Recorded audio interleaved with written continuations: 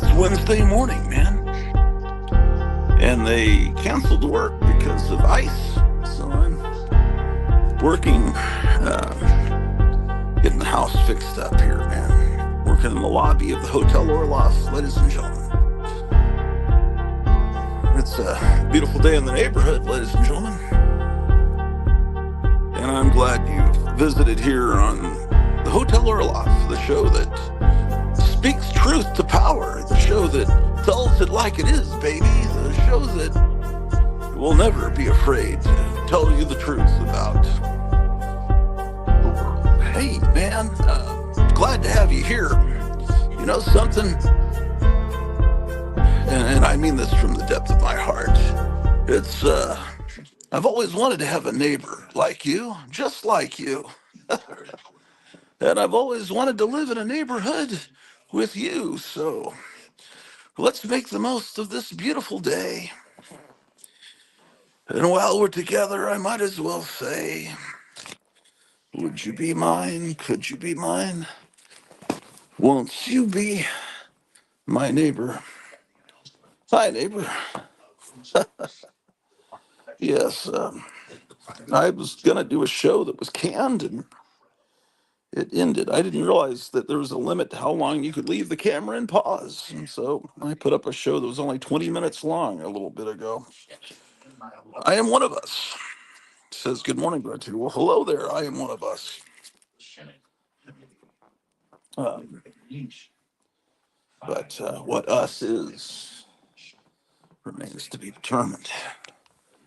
Well, I'm waiting on a package supposed to be here any minute from Captain Strangeliffe, and there was supposed to be one coming from Kevin at Gotham City Comics, but I'm getting mixed messages.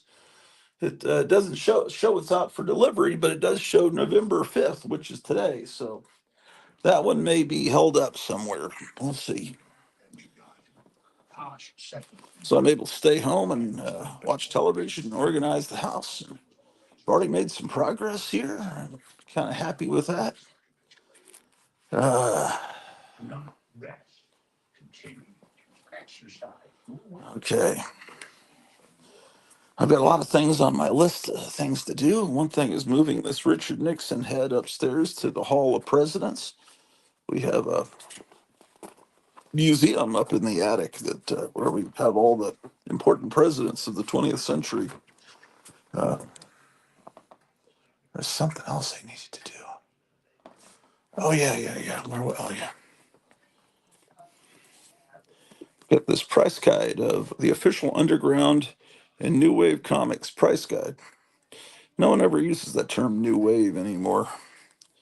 But for a while in the 80s, it was a thing that, there was a new wave of underground comics, the artists of the 80s. But people have forgotten about that. Oh, my wife's watching. Good morning. I'm one of us. Ah, yes, indeed.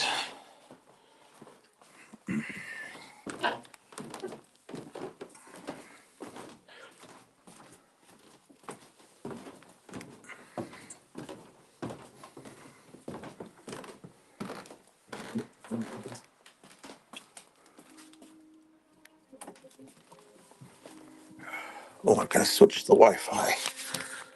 Just a second.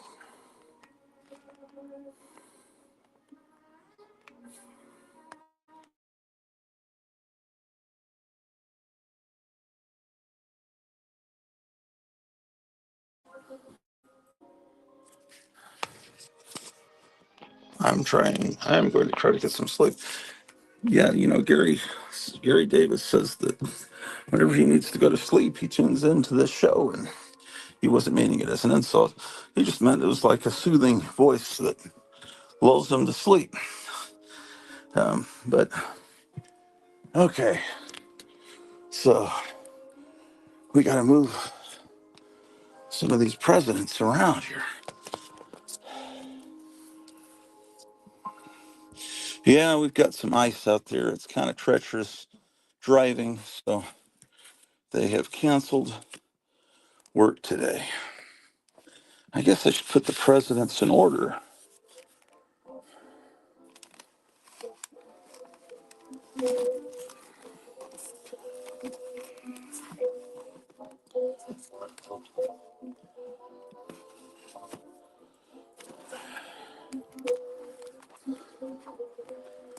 I think it's important to have the presidents represented in your comic book area, because I'm going to stop referring to comic. My gosh, that wasn't me. That was Drew the dog there. Hey there, Drew the dog. What are you doing? Um,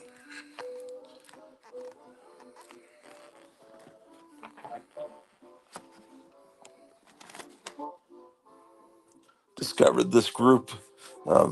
They sing like the Andrews Sisters, right? They're like 1940s group of three women that sang just like they would have back then. And shit.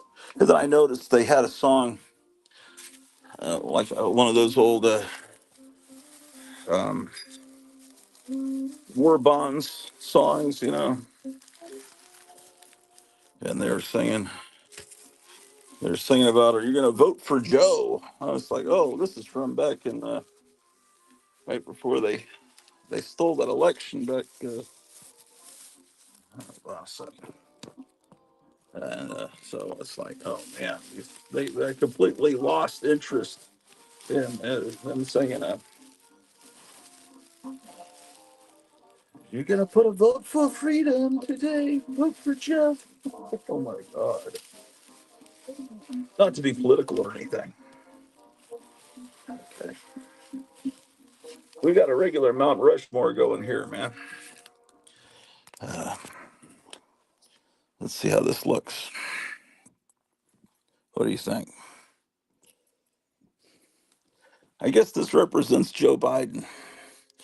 And then there's Trump. How about that?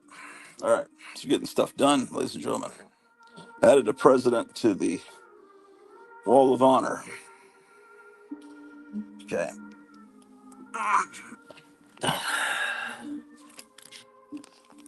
What are all these bums doing? There must be, you guys must be retired, I guess. Or you're home from work for ICE too. I am one of us. Sleep good, sleep well, speak English properly. Okay, well, there's no more room on the shelf, so I'll put the underground price guide up above. How about that? Well, now I've moved the independent underground stuff over here, so we can actually look at some underground comics if you were so excited. I got everything more at my fingertips now. How about that?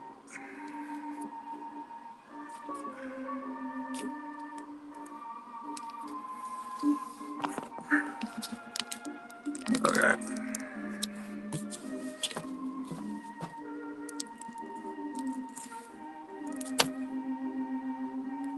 Here's American Flyer. Oh, you can't even. I need lights. Maybe if I put you guys down here, it might work. Number two, the Underground Comics. Wyatt Winghead, the 52nd century. Yeah, man.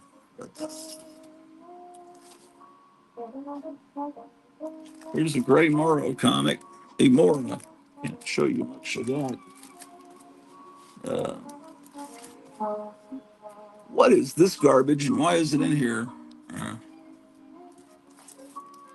Here's Artistic Comics. Got to be careful of these because sometimes turning them around, the back cover's got some noxious stuff. Boy, there's a lot of comics I can't show you the cover. Why is this an underground? This really shouldn't be an underground comics. It's Barbarous Beauties. It's one of those AC comics that reprints old. This has some Wally Wood stuff in it. Yeah, this is 1950s reprints. I don't know why I put it in here. I just did. And then Basil Wolverton stuff. I must have filed all the Basil Wolverton under B. Here's Intense. Man, I don't have time to be showing you all these books. I got stuff to do. All right, I got stuff to do. We can look at these comics later. Then when we relax after finishing our chores. Oh, man. I got to file all these facsimiles, and then some of these are real Silver Age comics. There's the Fantastic Four that just came out. Apparently, they're going into another printing of that.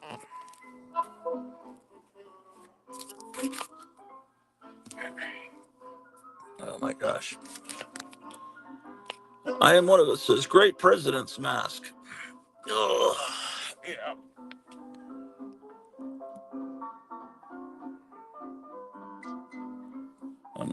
I doubt my wife is still watching, but if she is, this is a book she needs to read. A Guide to American Freemasonry by a guy named Bruce. This is from like 1907.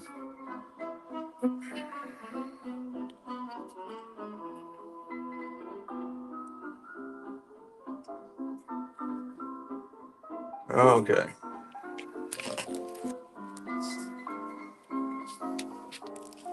Oh, here's something that needs to be taken downstairs.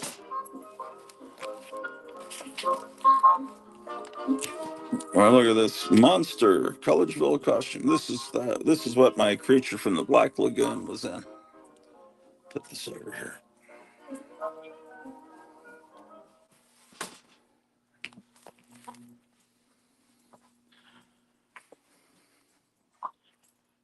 Imp says, Heidi ho. Hello there, Imp.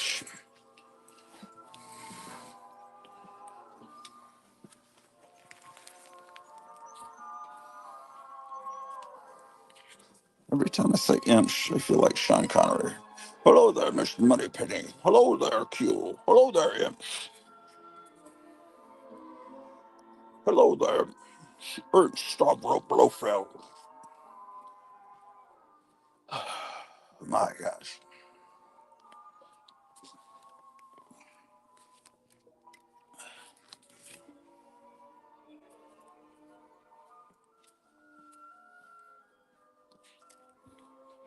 Oh my gosh, other books that need to be taken downstairs.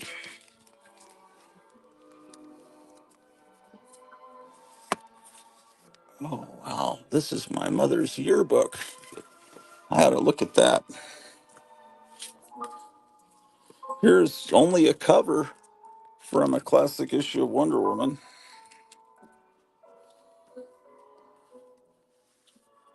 Kevin had just the cover only of that, and I said, that's great, I can frame it. Of course, I haven't framed it yet. Okay. Something else on the other side of it. Did I already get it? I don't know what I'm doing.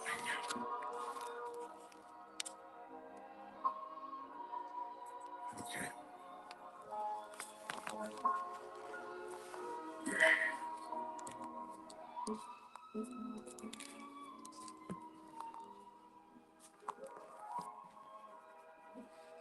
Well, I'm hoping I get both boxes today, and we can do an unboxing.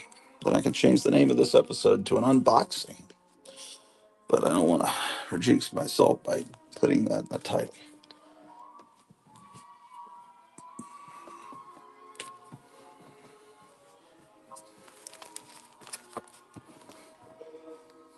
There's the Yokiro talk about. He used to talk. I need to put new batteries in him, I guess. He hasn't talked in 30 years.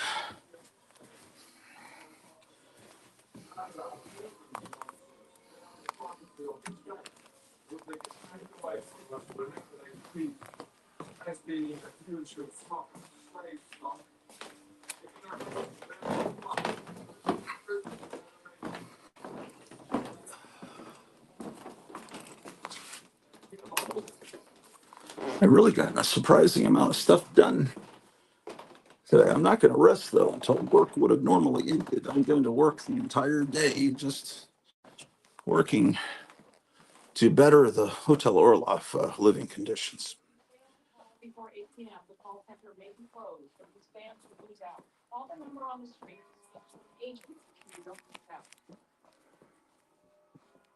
Okay.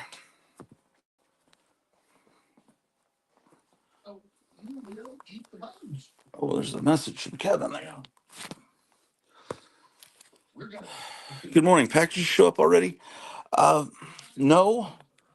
Um, it shows that I'm supposed to get Strange Life's package and your package today, but then as far as it shows Strange Life's package is out for delivery, but it just shows mine is still moving on track to arrive by February 5th.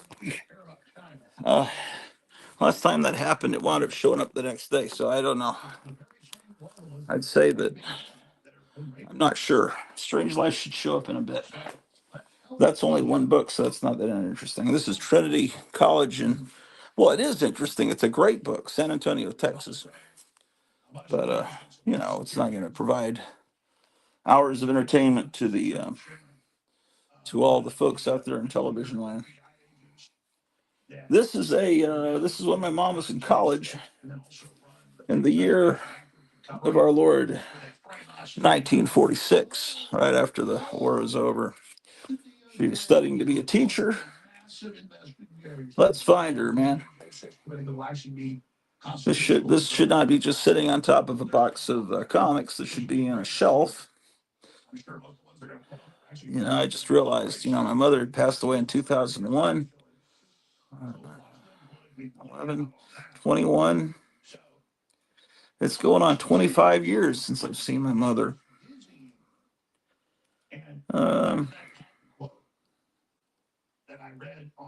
Gosh, when women look like that, right? Let's find my mother in here.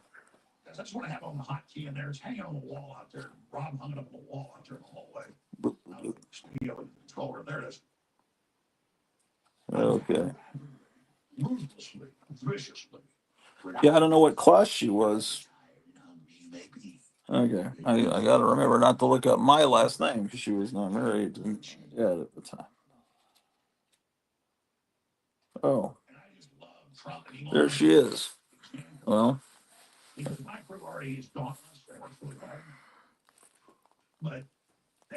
see, there she is, man. You can't see her, man.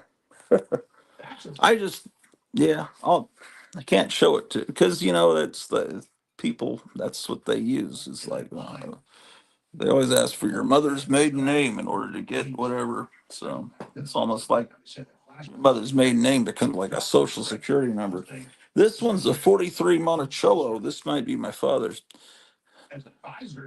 Yeah, oh, no, there wasn't an index. That's all right. I realized that it's dangerous to. It's a horrible world, isn't it?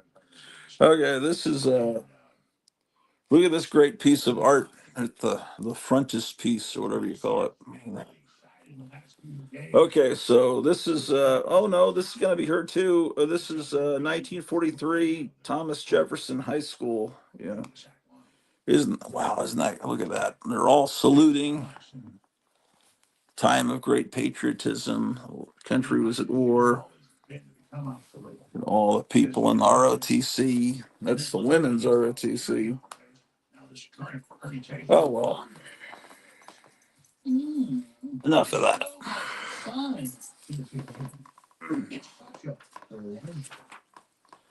Okay, what do we got here, man? This is oh, it's a bunch of non-sports cards. I think I own about maybe 5 sports cards, and they were just bought because I didn't know what to do with my nickel that day. I thought maybe I'll see if I can get a Hank Aaron card. Not that, uh, never been into sports. Oh my gosh, it's some Kiss. Bubblegum cards, man. Oh man, look at that. Look what I found. It's my damn it. You see that? It's my Foom membership card. I joined Foom there. And look, it's got a fake Stanley autograph and everything. Look at that. How about that? The worst scum the planet has ever seen. That should be the name of this channel. Let's see. Yeah, this has got Frazetta, Kiss, some Marvel cards, and Batman the Animated Series, some Creature Features cards, some extra uh, wacky package cards that didn't fit in my other one. They all seem to be monster related. And look at this. I almost had a complete puzzle of not football, but sootball, but I was missing one card. Oh my gosh. Kiss. Okay, I got to get that on the shelf. And in this Pigs in Space binder, um, if I probably showed these to Kevin. It's a bunch of, well, not a bunch, but some garbage pail kids. It's not. I think I showed these to him. And these are fake 66 Batman cards. They reprinted them in 1989 uh, when the movie came out. Here's some of the first wave of Star Wars cards. I have the blue background. I mean, everybody's got those. These were from what, Wonder Bread? I think so. Wonder Bread. You get a card with every thing of Wonder Bread. And my mother bought a lot of bread. Look at that singer with that hideous face from Battlestar Galactica, from Wonder Bread, I believe. And Star Wars did that too. They had cards that were given away through loaves of bread. And my mother always said, "Bread is the staff of life. You got to eat lots of bread." Yes, indeed. Isn't that incredible? It's a fun bit of history all the same. Yeah, I just don't want to flush my mother's maiden name up. I just think I know that's rich too far. Well, although I probably talked about it before. I don't know. Ugh. Okay. Maybe we should go check and see if that package has arrived. Hopefully, packages have arrived. Well, I'm watching yesterday's Alex Jones show, and then I'm going to get to watch today's Alex Jones show live. I'm very excited about that. Sometimes it's nice to have a day off. We haven't had any days off. Okay. I set you guys down.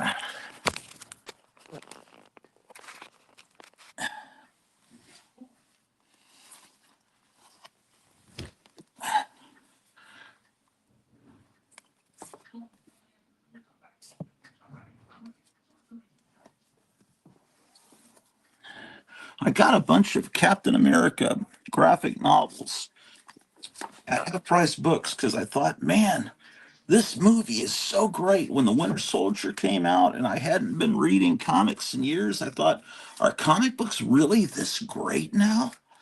Because The Winter Soldier was apparently this Ed Brubaker, Eric Green says he's a really good writer. So I got a bunch of this stuff. And this is 1940s stories here. Because I was just excited by that movie. It was like, wow.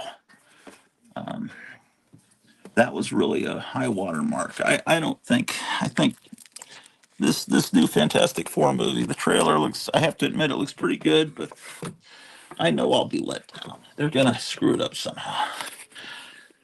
It's just not possible. It's just not. I don't know. Is it possible? Can we even think to dream something like that? I just don't know.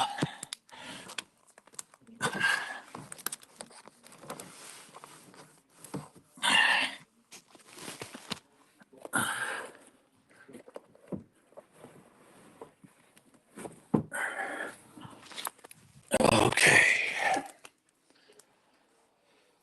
What are people saying here?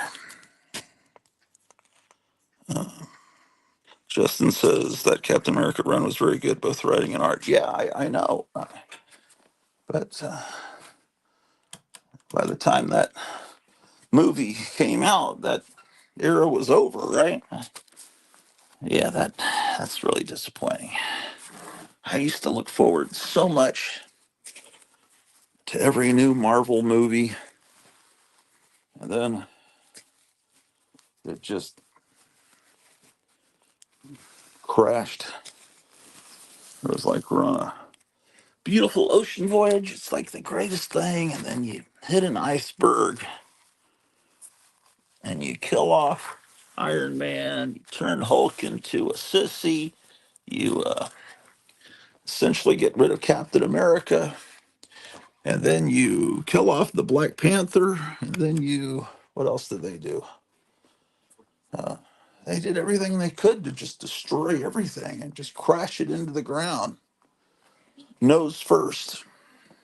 Oh, the Eternals, what a nightmare that was. Yeah.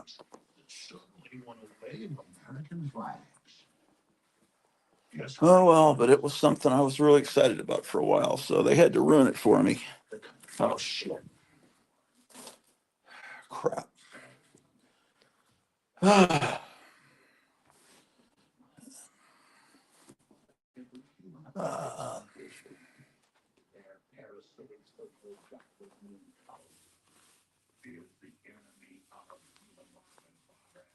Okay, hold on. Has the has the mailman showed up yet? He's really fired up this yesterday morning. But how can you not be fired up? Such wonderful things happening, man. FF trailer felt kind of like The Incredibles, which to me is a good sign. Yeah, but would they have been smart enough to be able to do that if they didn't already have The Incredibles to show them the way? And The Incredibles was already, obviously, a Fantastic Four adaptation um, by people that knew what they were doing. All the Marvel movies should have been set in the early to mid '60s. All of them. It's my opinion. You may disagree. I would have had Iron Man's birth in the Vietnam War. I would have had all of it, Spider-Man, everything in the time period that I feel those comics belong in, which is the 1960s. And that's why I only really accept the Silver Age and about halfway into the 1970s as being what I like. That's just my personal opinion. You can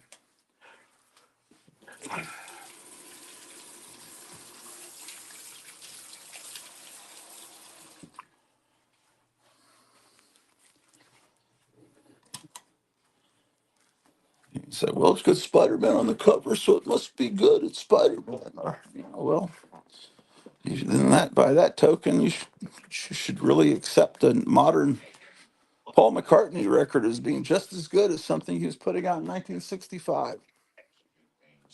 Okay, well, there was nothing there in the box. Nothing, I tell you.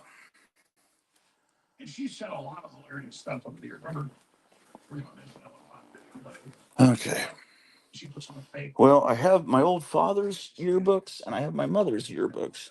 The question is, I kind of like to put them all together. There's too much cauliflower grown there that the white people eat.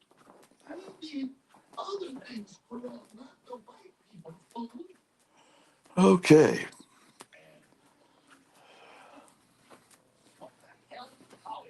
Yeah, it's a cold day out there. A sheet of ice everywhere. You can't really see it, but it's dangerous. So,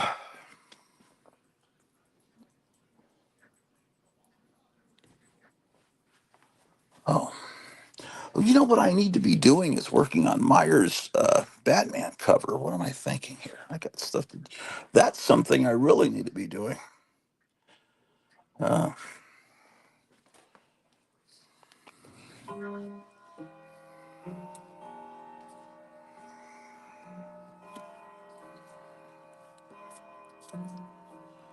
it's Meyer Greenblatt time. It's Meyer Greenblatt time. I don't know, man. You know what? People don't give Howdy Doody enough credit. You need to watch Howdy Doody shows. They're really good. Now, seriously, they're really good. You don't believe me, do you? All right.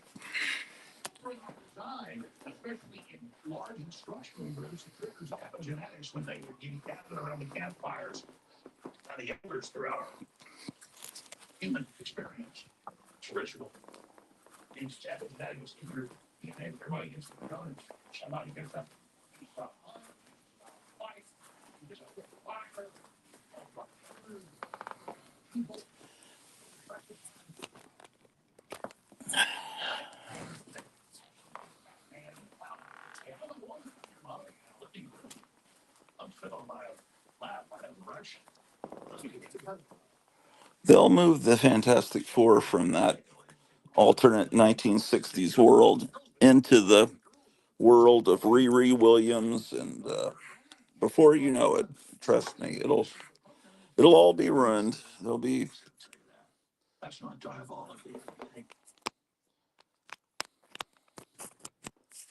uh, I I just don't think it's possible. I'm upside down. Isn't that terrifying?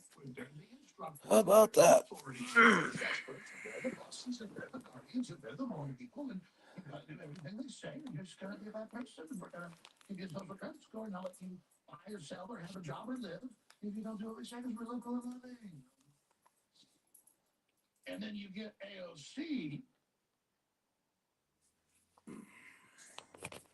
Crooked. There we go. Now it's straight.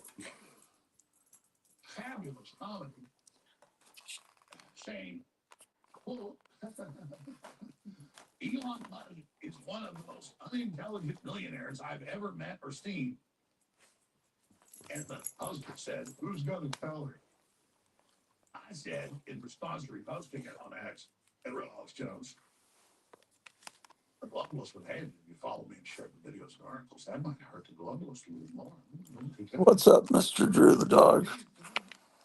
I should say Miss Drew the dog. I misgender her a lot. But like I say, dogs to me are always guys and cats are always girls, even just the way it seems to me. Right, Drew? I'm sorry to misgender you. I'm confusing him, her. I'm confusing her. I'm confused myself, Drew. It's such a confusing time period, 2025.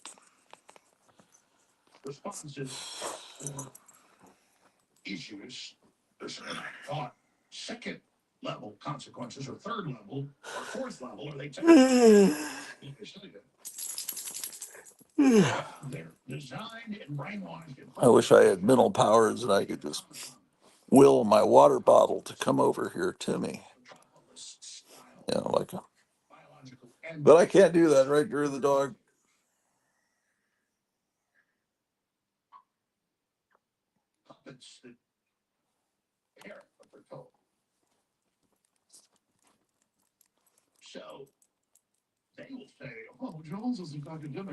What's going on, Drew the dog?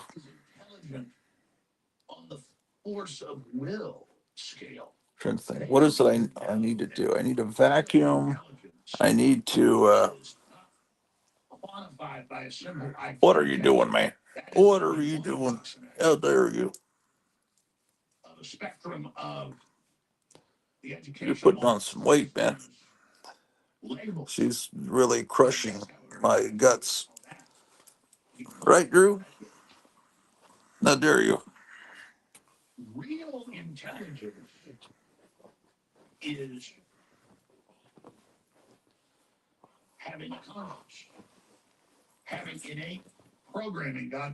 want the blanket over you? You're getting cold?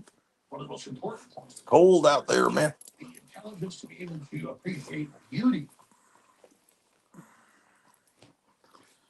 Oh, what is this thing? We need that beverage and food bringing robot we were promised all those years ago. Yeah, I know, man.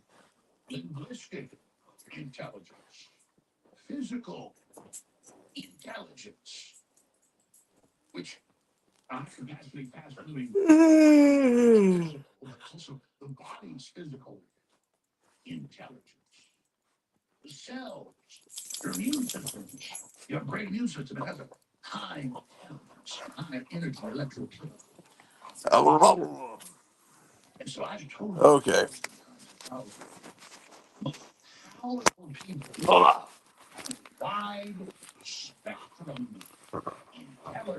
The dog has gone mad. Mad, I tell you.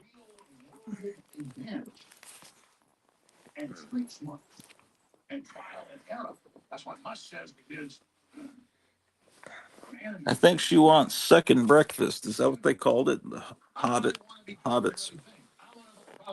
Second breakfasties, or whatever the hell they called it.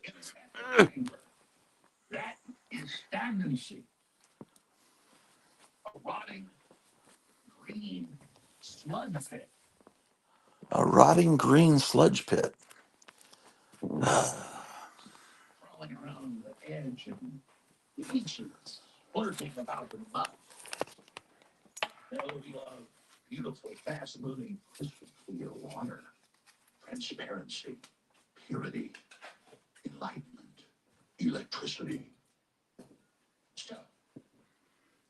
There you go, bon appetit, man.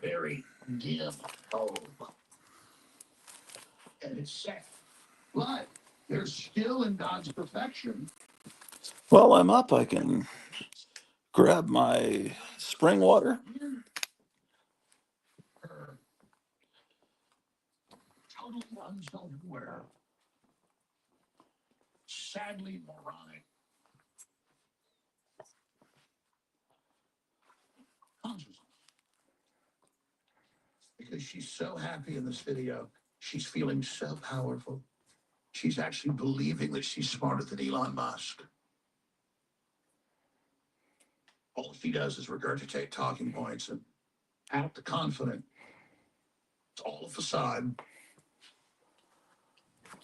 Okay.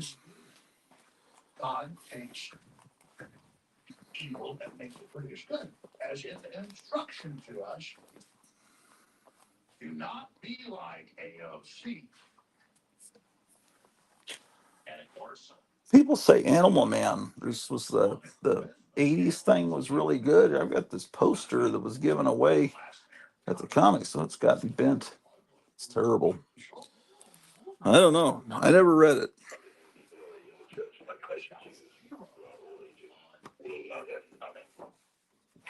Here, I'll lay it out for you. Maybe it's good, in which case I can put. Oh my gosh, this poster is a little obscene. I don't know how they would have put it up in a comic store. See it there? It's the Evolve or Die. And then Flesh and Blood, beginning in Animal Man 51. It's from 1992, printed in Canada. Oh my gosh. Canada, indeed. Well, I imagine this is worth hundreds of thousands of dollars. I would take anything that was free at the comic store, right? It was just there, the counter. So, like, hey, man. And I've had it all these years. I don't have any idea why. Okay. Because I never read the comic. Maybe it's great. I mean, I like Animal Man and the thing about the '90s version. Everyone says it's simply divine and wonderful and beautiful. I don't know.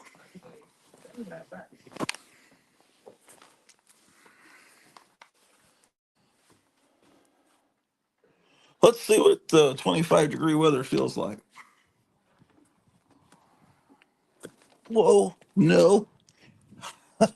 The steps are slippery, man. No wonder they canceled work. You could have seen me fall right down the stairs, man. So if the steps are that way, that means the streets are that way.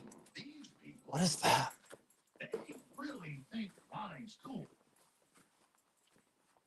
There's a chime. What does that chime mean? You heard that chime, didn't you? I heard that earlier. Seems like it's coming from the alarm system. I've never heard it before.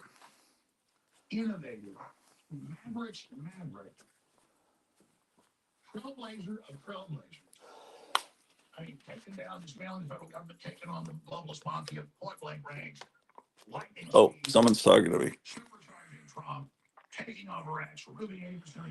I heard good things too. It is by Grant Morrison, who seems to be hit or miss. When he is good, he is very good.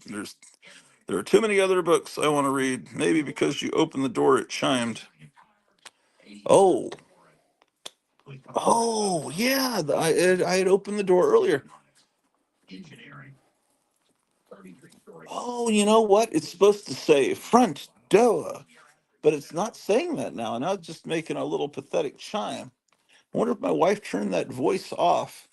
It makes that same noise that when Kevin's on the show in his store and anyone comes in his shop, he goes front door. But maybe because it's so cold, my security system is not working properly. Let's try it again. Open the door. She said front door. I heard her say front door. Okay, let's see if there's a chime.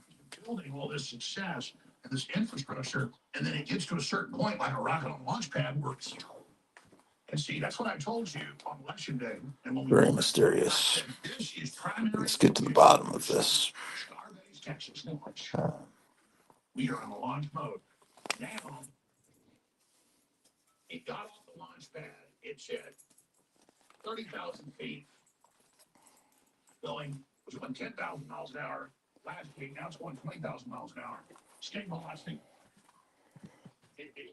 well, last night we learned from Gary Davis how to find I Dream of Genie bottles. Of course, they don't have genies in them, but that was good if you watched last night's live stream.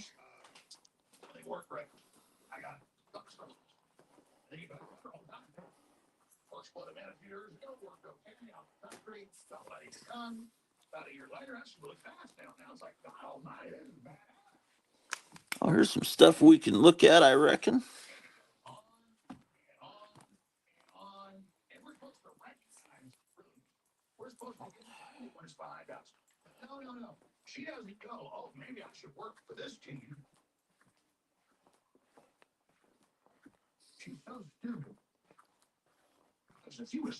AOC is stupid. That's shocking. Ugh.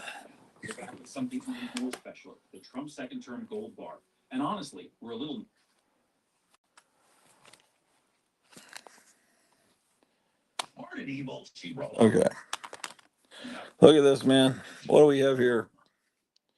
It's the TV star from the Fort Worth Star Telegram. It says Gil Gerard is Buck Rogers. Looks like I drew some blood coming out of his mouth.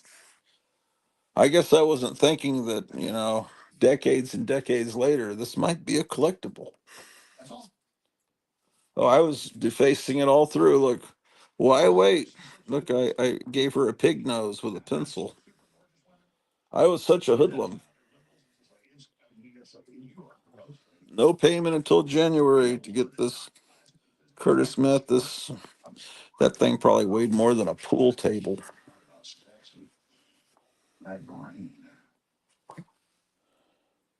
Let's see what's going on Saturday morning. Oh boy, these were the good old. What year is this? Probably what would you think? 79. That's what I was thinking. October 79. Look, Channel 39, which is now a Spanish language channel, but back then was an independent channel. On Saturday morning, look what they gave us. Can you see that? Hot Fudge, that was something terrible. I'm pretty sure that was some kind of liberal educational show. But then Woody Woodpecker, Aquaman, Iron Man, the Hulk, Captain America, Superman, Batman, Spider Man. And then they go show you Francis Goes to the Races with Donald O'Connor, which was, that's where Mr. Ed came from, the Francis the Talking Mule movies. So you have Woody Woodpecker. I ought to do this. I ought to, on a disc, put together a collection of Woody Woodpecker, followed by Filmation Aquaman, then Iron Man, Hulk. These are the Marvel superheroes. Captain America, Superman. That's the Filmation Superman. Same thing with the Batman. Spider-Man was the 1967 Grant Trey Lawrence one. And then what they would always do on Saturday afternoons on Channel 39 is they would have the Great Cowboy Movie. It says Wagon Train, Bonanza, Lancer, Cheyenne, Big Valley.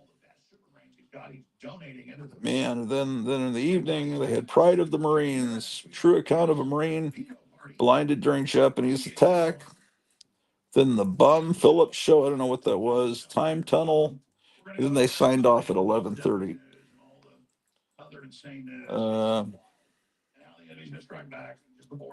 What did other people have on?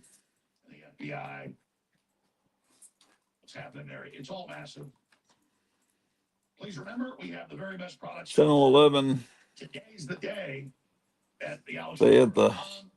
They had Tarzan at 6 o'clock, the '60s TV show.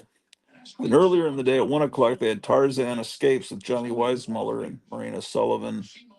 Oh man, your nose is cold, Drew. And there's a bunch of garbage on the regular. Actually, on NBC at 10 o'clock, they had The Flash Gordon. That was a good show, a good cartoon.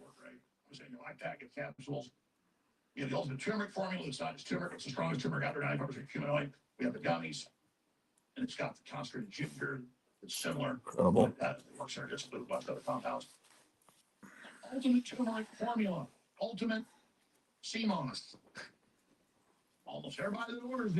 Don't paint your home ever. New Fiesta Stone. Enjoy a beautiful new home. Never rusts, never dents, never needs paint. $495. Oh, prices start at. You can make your house look like a prison from 1830. And look at that Curtis Mathis Entertainment Center. How about that? Ooh, for the early adopters, the VHS, 1979. That's pretty early.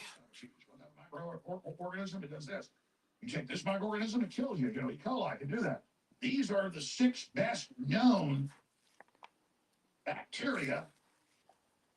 This is the super formula that kick out the bad ones, take over, and do great things and produce wonderful things in your gut. Like this key amino acid. I'll read about the other day in Subs. Oh man. And a bunch of others. You gotta have the right. How about that? And what do we have here? It's a Japanese magazine, B Club. That only are made in your upper and lower intestine, sweethearts. Which they do their magazines backwards. So it's I think this is a magazine is it for model collectors? Let me see here. I think it's got really nice pictures of model kits that people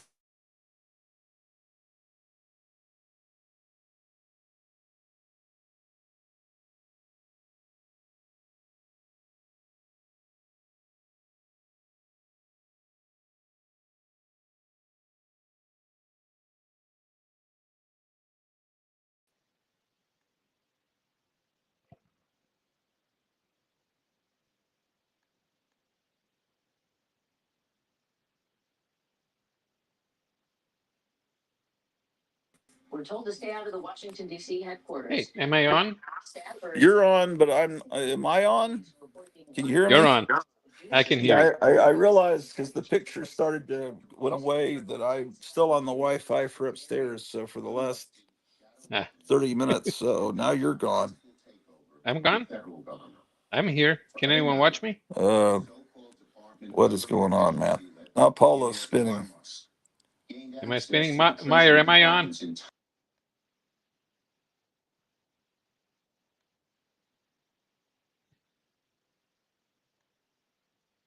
I think I'm alone now. All right, I've taken over the show. We'll wait until Gratu comes back. What's going on? All right. It's the afternoon here, and it's a beautiful Sunday afternoon. Amazing. It's not even cold.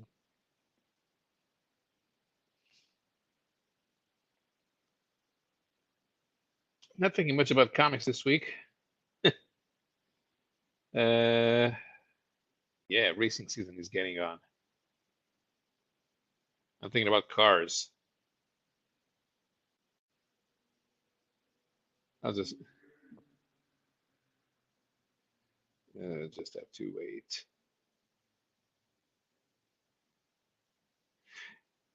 I saw the show from yesterday because we're talking about magazines.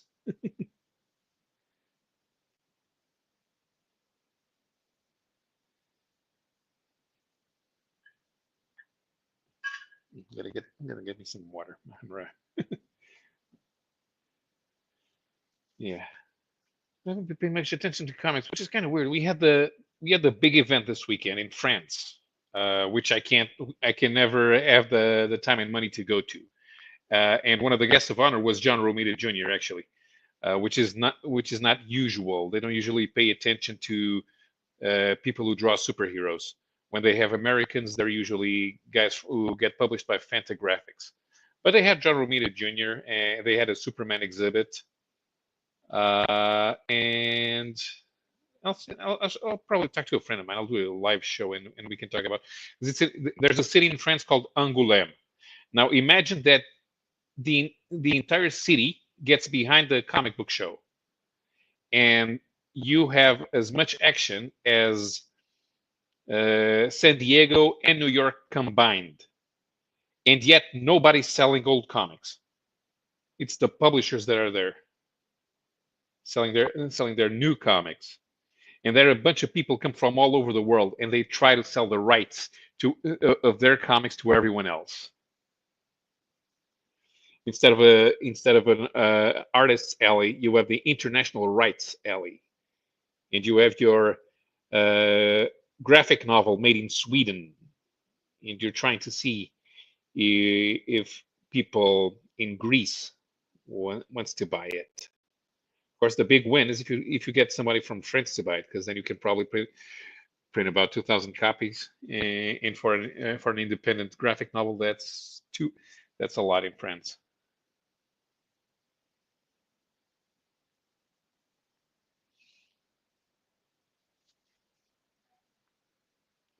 Grudge is probably assembling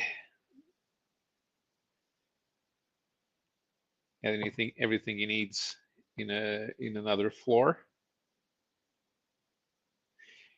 There's gotta be a way for him to have the Wi-Fi that works all over the house without paying too much.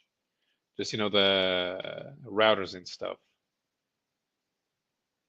or at least something for to distribute the signal. It doesn't. You don't even you shouldn't even need extra hardware.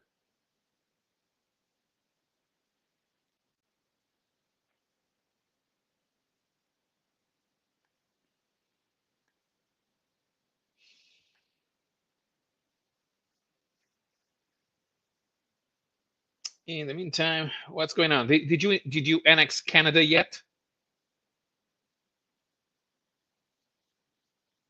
Yeah, I want to see Justine kneeling before the Donald. That would be nice.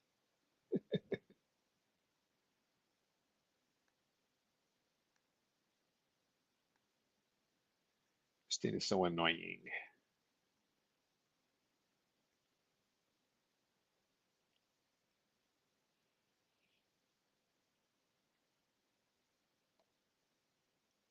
Actually, I don't even know what to do. I thought I'd come in and I could talk some to Grow to. Actually have a slideshow ready for him. See if he's interested in it. It's about cars. Cars from the 60s and 70s from Europe, which you didn't have much of in America, and we didn't have American cars. It's normal for us not to have American cars in Europe because they have big engines, which are gas guzzlers, and gas here is expensive. Gas here is about 2.5 times more expensive than in America. Ratu, you're back. Is your Yeah, internet nice, working? nice. Well, it wasn't. It went out, and so I don't know what's up with it. Yeah, because the TV went out too. Oh, Um, how do you distribute signal inside your house? well, it's on the level above me, but this ceiling the previous people installed keeps it. So I've got another router or whatever you call it here Hmm. uh, is wired. So that's the one I try to connect to when I'm downstairs. And let's see if it's working now. Um, okay. Oh, yeah, there you go again. Yep. Okay, I Yeah. think I'm on Does the good Wi-Fi now. all right. Yeah, yeah. I can see It may you have in something your to do TV. with the ice outside that they said that that could cause problems with electricity. Who knows what's going on out there. Uh, anyway, what's been up? I haven't Well, really.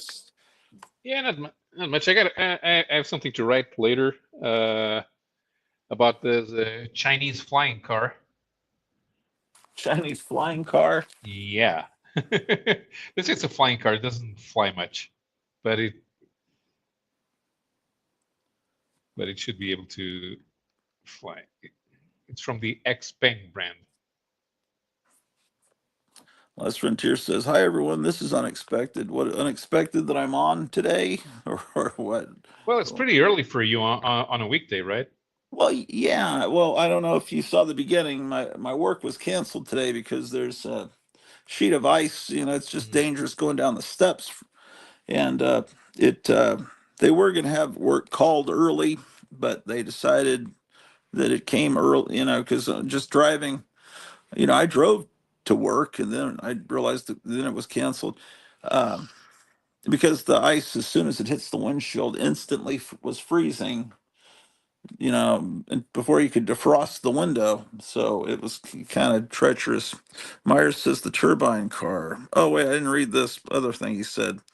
Did you notice the fantastic car in the trailer is a combo of a Buick Century Cruiser and the 63 rocket engine prototype, the turbine car? Did you see the Fantastic Four trailer, Paulo? Yeah, yeah. I wasn't very interested. No, I'm not gonna. I'm not gonna go to the movies. I'll wait until it's on TV. Yeah. Have you ever been a fan of the comic book? Of course. What was what were your what were your opinions on it? How are you what do you base everything on? Uh, well, I kind of like when they do exploration. They don't have to fight villains all the time. There was a period in the '70s, which I'm not a big fan of, when Marv Wolfman was writing, and they're fighting. They're usually fighting something, and it's not as fun. So I like when then when Burton starts drawing, but it's still Wolfman writing. It sort of gets better. I suppose I suppose Burton already had some ideas of what he wanted to do on his first run before he actually started writing. But the Wolfman, the comics that are drawn by Perez, the stories aren't very engaging. Yeah. Well, but as far as the movie trailer goes, what I are don't know. your feelings? I don't know. It doesn't grab me that much, but I'm kind of bored with the whole comic book movie thing, and I've been bored with the whole comic book movie thing for the best part of a decade. So I just wish the normies would back off and let us have real superheroes, which are science fiction based, and have epic stuff. I don't see what they kind of like. I'm sure they like the superficial elements. I didn't like the whole the Avengers got progressively worse as they got on. Anything that they tried to push since then, the Doctor Strange, the Master of Kung Fu, the Eternals was so boring. I tried to Oh watch the yeah. Eternals, and after 15 minutes, I wanted to watch something else. I, s- Oh yeah. I, I would say less than that. Yeah, there was nothing good about that. I switched to watching Pawn Stars. Pawn Stars was more interesting than watching the Eternals, and I was watching that rerun for the 10th time. Yeah. Well, um, what they're trying to do with the Fantastic Four, I think they should have done. I was talking about this a minute ago with the whole series. I think all of the movies should have been set in the early to mid '60s. But I was enjoying the movies while they were still kind of adapting, although updated,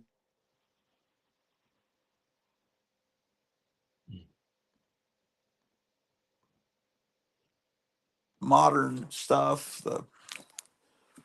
You know, they got rid of Iron Man and bring in Riri Williams or Rerun or whatever her name is, Mm. and I that's, but I think, at its peak, around the time of Captain America: The Winter Soldier, that was a genuinely great movie by any standards. That wasn't just a superhero movie. That felt like a great movie from the '70s. That was but I just don't know. I just all of a sudden they just plunge everything right into the ground. It was like it was on purpose. It was almost like it was a terrorist act. Let's just destroy these movies and get rid of all these old men. And I don't know.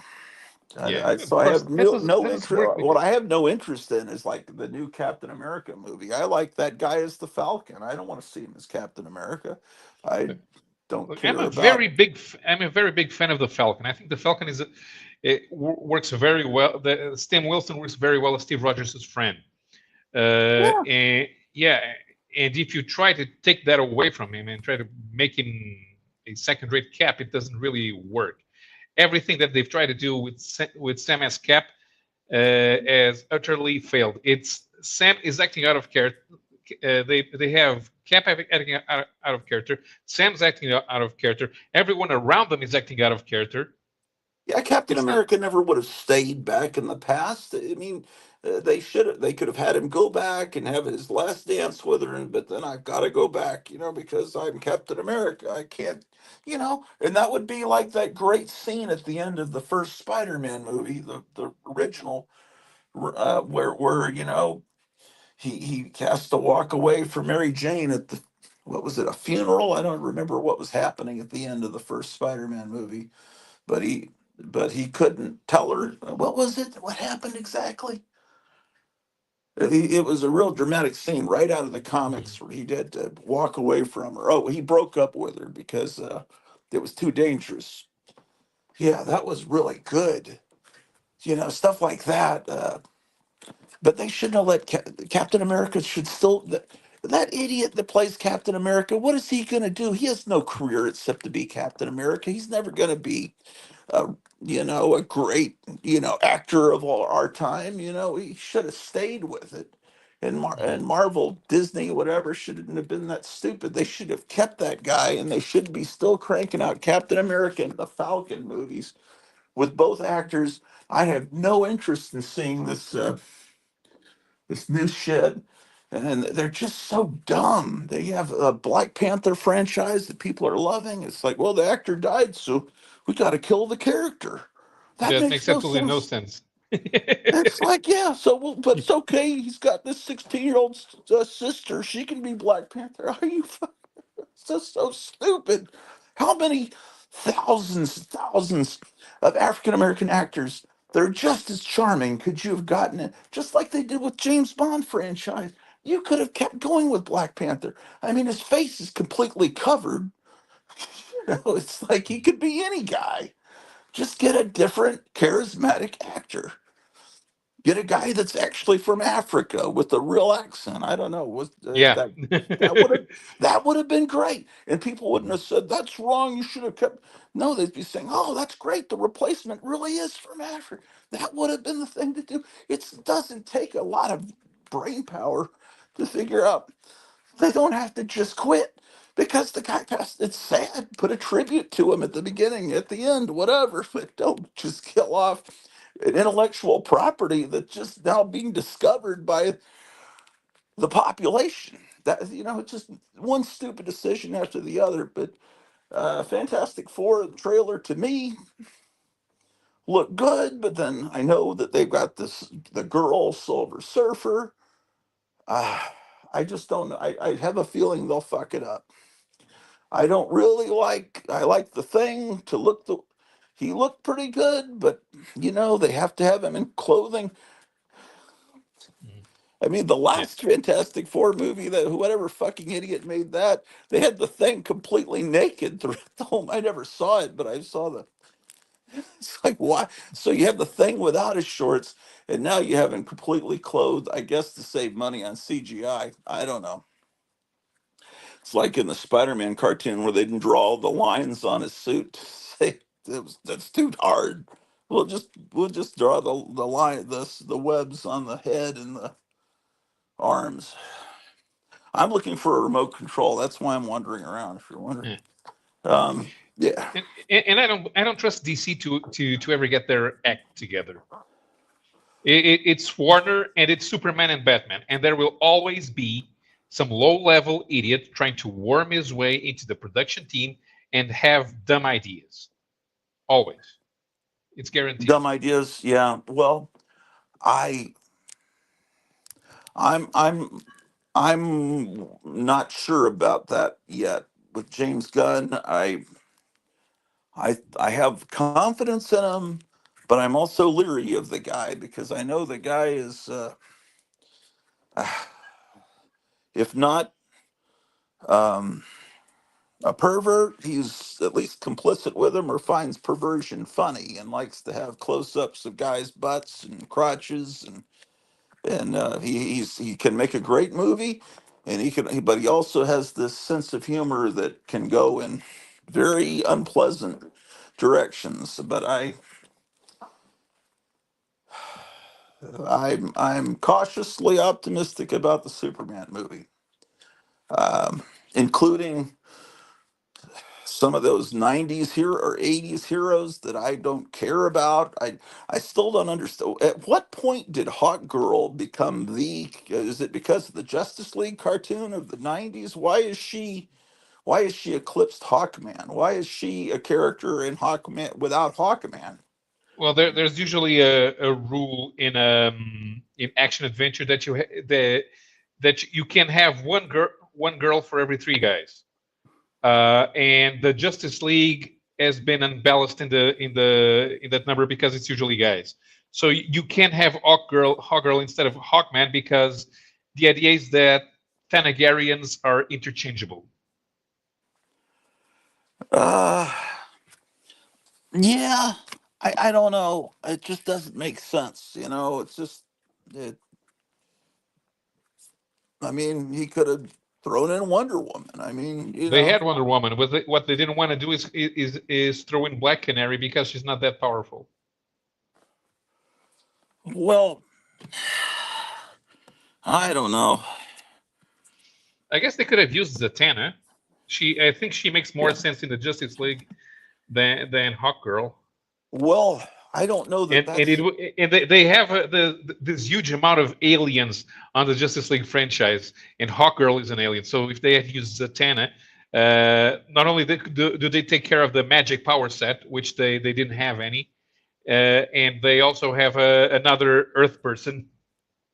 Well, I wasn't even really thinking. honestly, that that was supposed to be the birth of the Justice League, what we're seeing in the trailer. I was just thinking those were some heroes put together as like a security team for some big organization, Yeah, for that, contractors, yeah, for because that I'm they're not all going to wearing use. identical outfits.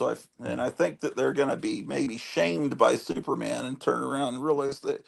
But it's like I don't know anything about this Mister Terrific. I know the Justice Society one, but this new character with the T on his face, that's something I don't know about. The That's a very good Justice Society. If you can find, if you go try and find the JSA by Jeff Johns, Yeah, it's a very good read. It pays respect to everything that came before it, not right. just the 40s Justice Society, but the way the Justice Society was brought back in the 60s for the crisis on towards crossovers, Yeah. and then how they were used in the 70s series, and as well as Infinity Inc. So they use all of the mythos from Earth 2, and if needed, they come up with new people to use the costumes and the powers, but they are respectful of what came before. And JSA by Jeff Johns is always good. Yeah, I trust. I know Jeff Johns as being great. I just have never really read any comics with the guy with a T on his face. And then there's my remote control. It was underneath this Japanese It's, magazine. it Uh, works. The guy's very insecure. The guy really is the smartest man on the planet, but he's very insecure. okay, that's. But what about? I've just never read any comics with the Green Lantern with the mop top. I mean, I guess he's great, but to me that's just it's an ugly looking character, and why would they have him in a movie before Hal Jordan? Uh, Yeah, that's yeah. I really don't see the point in using Kyle like that. If you did see that's the problem with superhero movies. Superhero movies, if you have one movie with one character, movies take a long time to make, and you can get one every 2 or 3 years. But we are used to reading these characters every month, so you can change. So in 2 years, things change from where they were, and it's okay because it's a progression. When you try to do a movie, they try to compress everything, and it doesn't really work. well, you So got yeah, the yeah. Well, you got so the Kyle yeah. doesn't really work there. You know? Well, you get the impression from those Avengers movies that they only did about two or three things.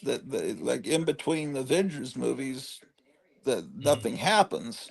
Yeah. You know, they refer back, that invasion in New York, and but they if they had if they had, if the smart thing would be to have opening credits where you show a bunch of things the Avengers are doing, and just little, and it's just like blow everyone's mind. All these crazy things are happening, different villains that you just see only for the opening credits to show. Oh, they've done all these things. That's I would have done that, but let's see what people are saying. Uh man. Oh yeah, someone's commenting a lot here. Oh yeah, yeah. Okay. I like a lot in that trailer, says Meyer. The Last Frontier. I like the fact that it seems to be set in the 1960s. Yeah. Norman's funeral, right? That's what it was. Yeah, that's right. That's right. Sorry, it's been a bunch of years since I've seen it. To me, the thing sounded awful. He didn't have the gravelly voice right. He, Yeah. maybe they should have gotten Alex Jones. But Justin, hopefully the performance will be so good that I can get over that. Yeah, that's something they could still touch up in post production. Meyer Greenblatt says 100% Justin. Ben's voice was not good. Yeah, I agree. And Johnny doesn't look right to me, fake looking. Okay. Justin, that's the problem with Hollywood people always feel like if they don't at least throw out a dumb idea, they can't justify their job. I've seen AI trailers that are that's the thing they do now is they take properties and they make it. What if Star Wars was made in the 1950s? And there's a million of these on Yeah, YouTube. And there's this guy I follow on Instagram. Man, let me see if I can. I don't remember his name right now. But he just draws pictures. Like they kind of look like a Tintin comic, but he uses the shadow. He uses the phantom.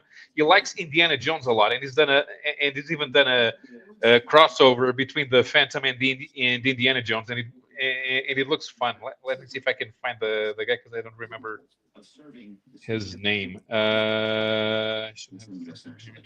Messages. Yeah, Adam Murphy.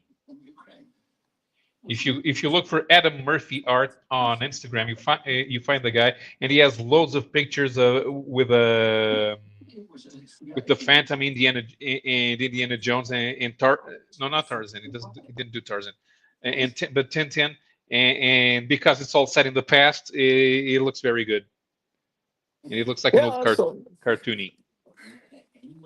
um, yeah, I wonder if he'll say flame on. That was always effective to me in the comic because there's a reason for him to say flame on because he's warning people, hey, I'm about to, back away. The up and away thing that Superman says is because that was invented for the radio show so that you knew when he was taking off. There had to be some audio cued that would let you know, okay, he's taking off now. Then they'd have a wind sound effect. So it doesn't make sense in the 1960s cartoon for him to say up and away. There's a private message coming to me. Who could that be? Oh, It's that's me. from you, Paulo. Yeah, Okay. it's the So, link to the Instagram guy. I can post it on the chat. Yeah, Justin, he does have a Rocketeer somewhere around here. Where's the oh, Adam Rocketeer? Murphy, I see. Yeah, he's Yeah, got yeah. a pretty good style. I don't know if I can make that appear on the show. Uh, because Well, you can. I could if I was on a computer, but on an iPhone, there's a lot of things I can't do. I don't think I can do that, Yeah. or maybe I'll I type. can. I don't know. It seems maybe I actually can because I've done it before. When you came on, I was on my phone. Let me Yeah, try it. I think you can paste it on the chat because yeah, Well, when I click it, it yeah, when takes you me directly to the Instagram, but I don't know how yeah, to make it appear on the show. yeah, on the But let me see. Let me see. Uh, it's not. It doesn't seem to be letting me do that. Before, it would appear mhm, as a guest. I think where the guests are, when you would send slideshows, I think it would appear where it says yeah. guest, and then I would bring it Mhm. on like it was a guest. Uh, Yeah, it doesn't let me post. It doesn't let me post. It's not even a link. Why isn't it letting you post? It's ridiculous. I don't know. It's just when I clicked on it, it took me to Instagram. It didn't give me Yeah. Let me see if I can. Justin. It is so stupid. They hate No. stereotypes would use these baseless. I don't know what they're gonna do, but it's bait. I don't think the whole movie will be set in the '60s. I'd say within 30 minutes they'll be right into the current horrible Marvel Cinematic Universe. There's gonna be something that causes them to cross over and wind up. These '60s characters that are from another time are gonna wind up in the wonderful world of Joe Biden Mhm. when they film the movie because they probably had no idea that. Okay, we last talked a few days ago now. So much history happens now. Trump is talking about completely just bulldozing the Gaza Strip, building resorts, and then moving them all to another place, and then making them all happy, which is something he could probably No, do. he doesn't want to make anyone happy. He wants to dump all of them in Egypt, which is good because they're all Egyptian. The Gazans did not exist before 1947. Egypt Egypt dumped all of those guys there to claim they were Palestinians at the in that Israel was an invading force. Isn't there a lot of nice desert land? You can just build a city on it. That's what they did with Las Vegas, right? I mean, just build. You could build a city in a desert. That's where Kevin lives in a city in a desert, and he seems pretty happy. Let's see what's going Mhm. on with this. Oh, there's Kevin. Kevin, you're already Hey at the Kevin, what's up? store. Is it there? Is it time? Are you at the store early? I got here early to clean up this mess. Oh, that's right. You unboxed all those comics and then left. Oh my god. Uh, man. Uh, shit. Yeah, let me go see if your boxes arrived. Yeah. Did you see the books he got last night, Paulo? Were you tuned in for that? Yeah, so, I saw some. I left it on playing when I went and do something else. But I didn't see everything. But I saw some stuff. Yeah, you were in the chat. Was there anything in No, those stacks? yesterday I wasn't. No, I'm all confused, but no. Yeah, I was I watching. sensed your presence there. No, But what did no. Yesterday I was watching Matarog's show. Metarog? Oh, is he on Yeah, live? yeah. Yeah. He usually has a show on Tuesday, and everybody shows up to show off the comics. Oh, I didn't know that. Yeah, Naman is usually there, Who? and Naman, Nah, man. What? and Rayman is there. Sleepy Reader was there.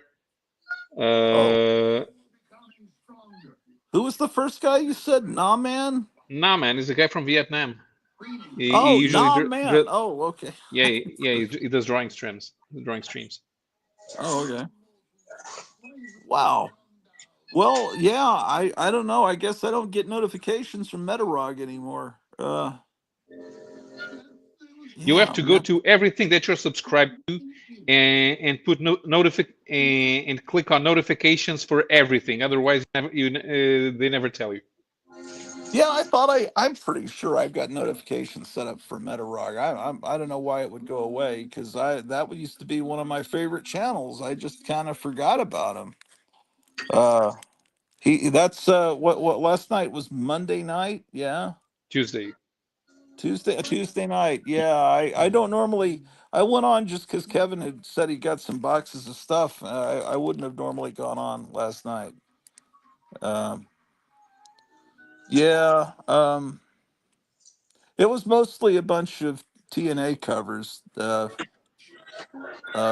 but there was a Marvel team up and a Overstreet price guide, and there might have been one of the TNA covers that I wanted. I don't remember.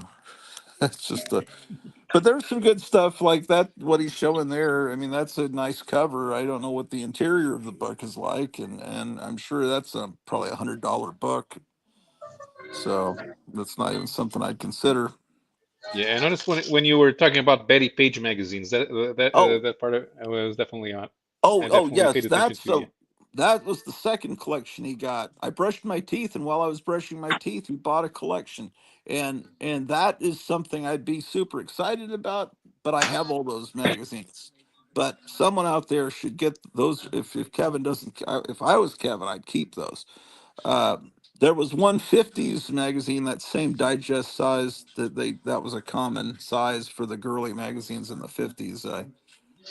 That's devoted to one burlesque star that I was wanting him to say for me. But yeah, I forgot about that second collection. Yeah. Um, yeah, I don't know, man. It's just so you think that's possible or you think that's folly what Trump is talking about? here's the thing: the United States does not have authority over Gaza, nor can it be given authority over Gaza. Okay, Uh, who's gonna stop? It's gonna yes, stop them. but It's a bunch of rubble. yeah, it's a bunch of role. But you can't just show up there with bulldozers. People those people still live there, and legally that's still their territory. You can't just show up as a foreign force and say, okay, you guys leave because we have Okay. bulldozers. Well, I don't think that it would And go exactly you like can't. that. Who wants to live in a building that's falling apart? It Uh, doesn't. It's not Trump that needs to build a resort there. It's the state of Israel should now rebuild all of the buildings where those people live, but needs to rebuild them in a way that they cannot be used by Hamas. Well, if if they build them, it's probably going to look uh, like a prison camp. If Trump builds them, it's going to look like Las Vegas. I mean, so which But nobody way? wants to live in Las Vegas. Not even people who live in Las Vegas. Oh, I don't know. I hear people pretty happy in Las Vegas. I mean, I People go think to Las that's Vegas, make some money, and then leave. why do they want to live? It seems like if there's a better place to live, I mean, what is it? It's a spiritual tie to that particular land that's now probably is. I mean, there's gonna. I don't know, man. The I thing, don't know. while they were an invading force in 1946, they've had generations of people living there. So you can't just say that they're not supposed to be there. The ideal situation is for all the people who call themselves Palestinians in Gaza to accept becoming citizens of Israel, and that Israel is a legitimate state, and that Israel will look after them, and they should never fight against Israel. That's Well, the ideal That's the yeah, ideal situation for them. I don't. Well, if they're not like jammed right up against Israel, maybe it would be less of a problem. Like if you got two kids in a classroom fighting, you move them to opposite sides of the classroom, and then there's not as much of a problem. I Mhm. don't know. I mean, he's not saying Palestinians can't live there anymore. They can come back there and probably be pretty happy. But right now, everything has to be rebuilt because it's completely decimated. It There's no. it does, but if you turn a city into a tourist resort, it becomes expensive for everybody who lives there, and they all have to move out. It becomes what? The cutout when you said, Expensive. oh, Okay, so that's why people don't stay in Vegas, because it's expensive for you to live there, because everything the prices are made for tourists to come and spend money. yeah, but you don't go eat in the casino. Actually, I think it's pretty cheap to eat in the casino. I mean, they Yeah, it make Not is. anymore. They used to have cheap buffets, but not anymore. oh, they don't. Uh yeah, right. Because there's a lot of people who just started showing up just for the Tom Jones concerts, and they don't want to spend money in the slot machines. Shit, I don't know, man. I Yeah, would the I buffets wouldn't used to bet be super cheap. Not anymore, though.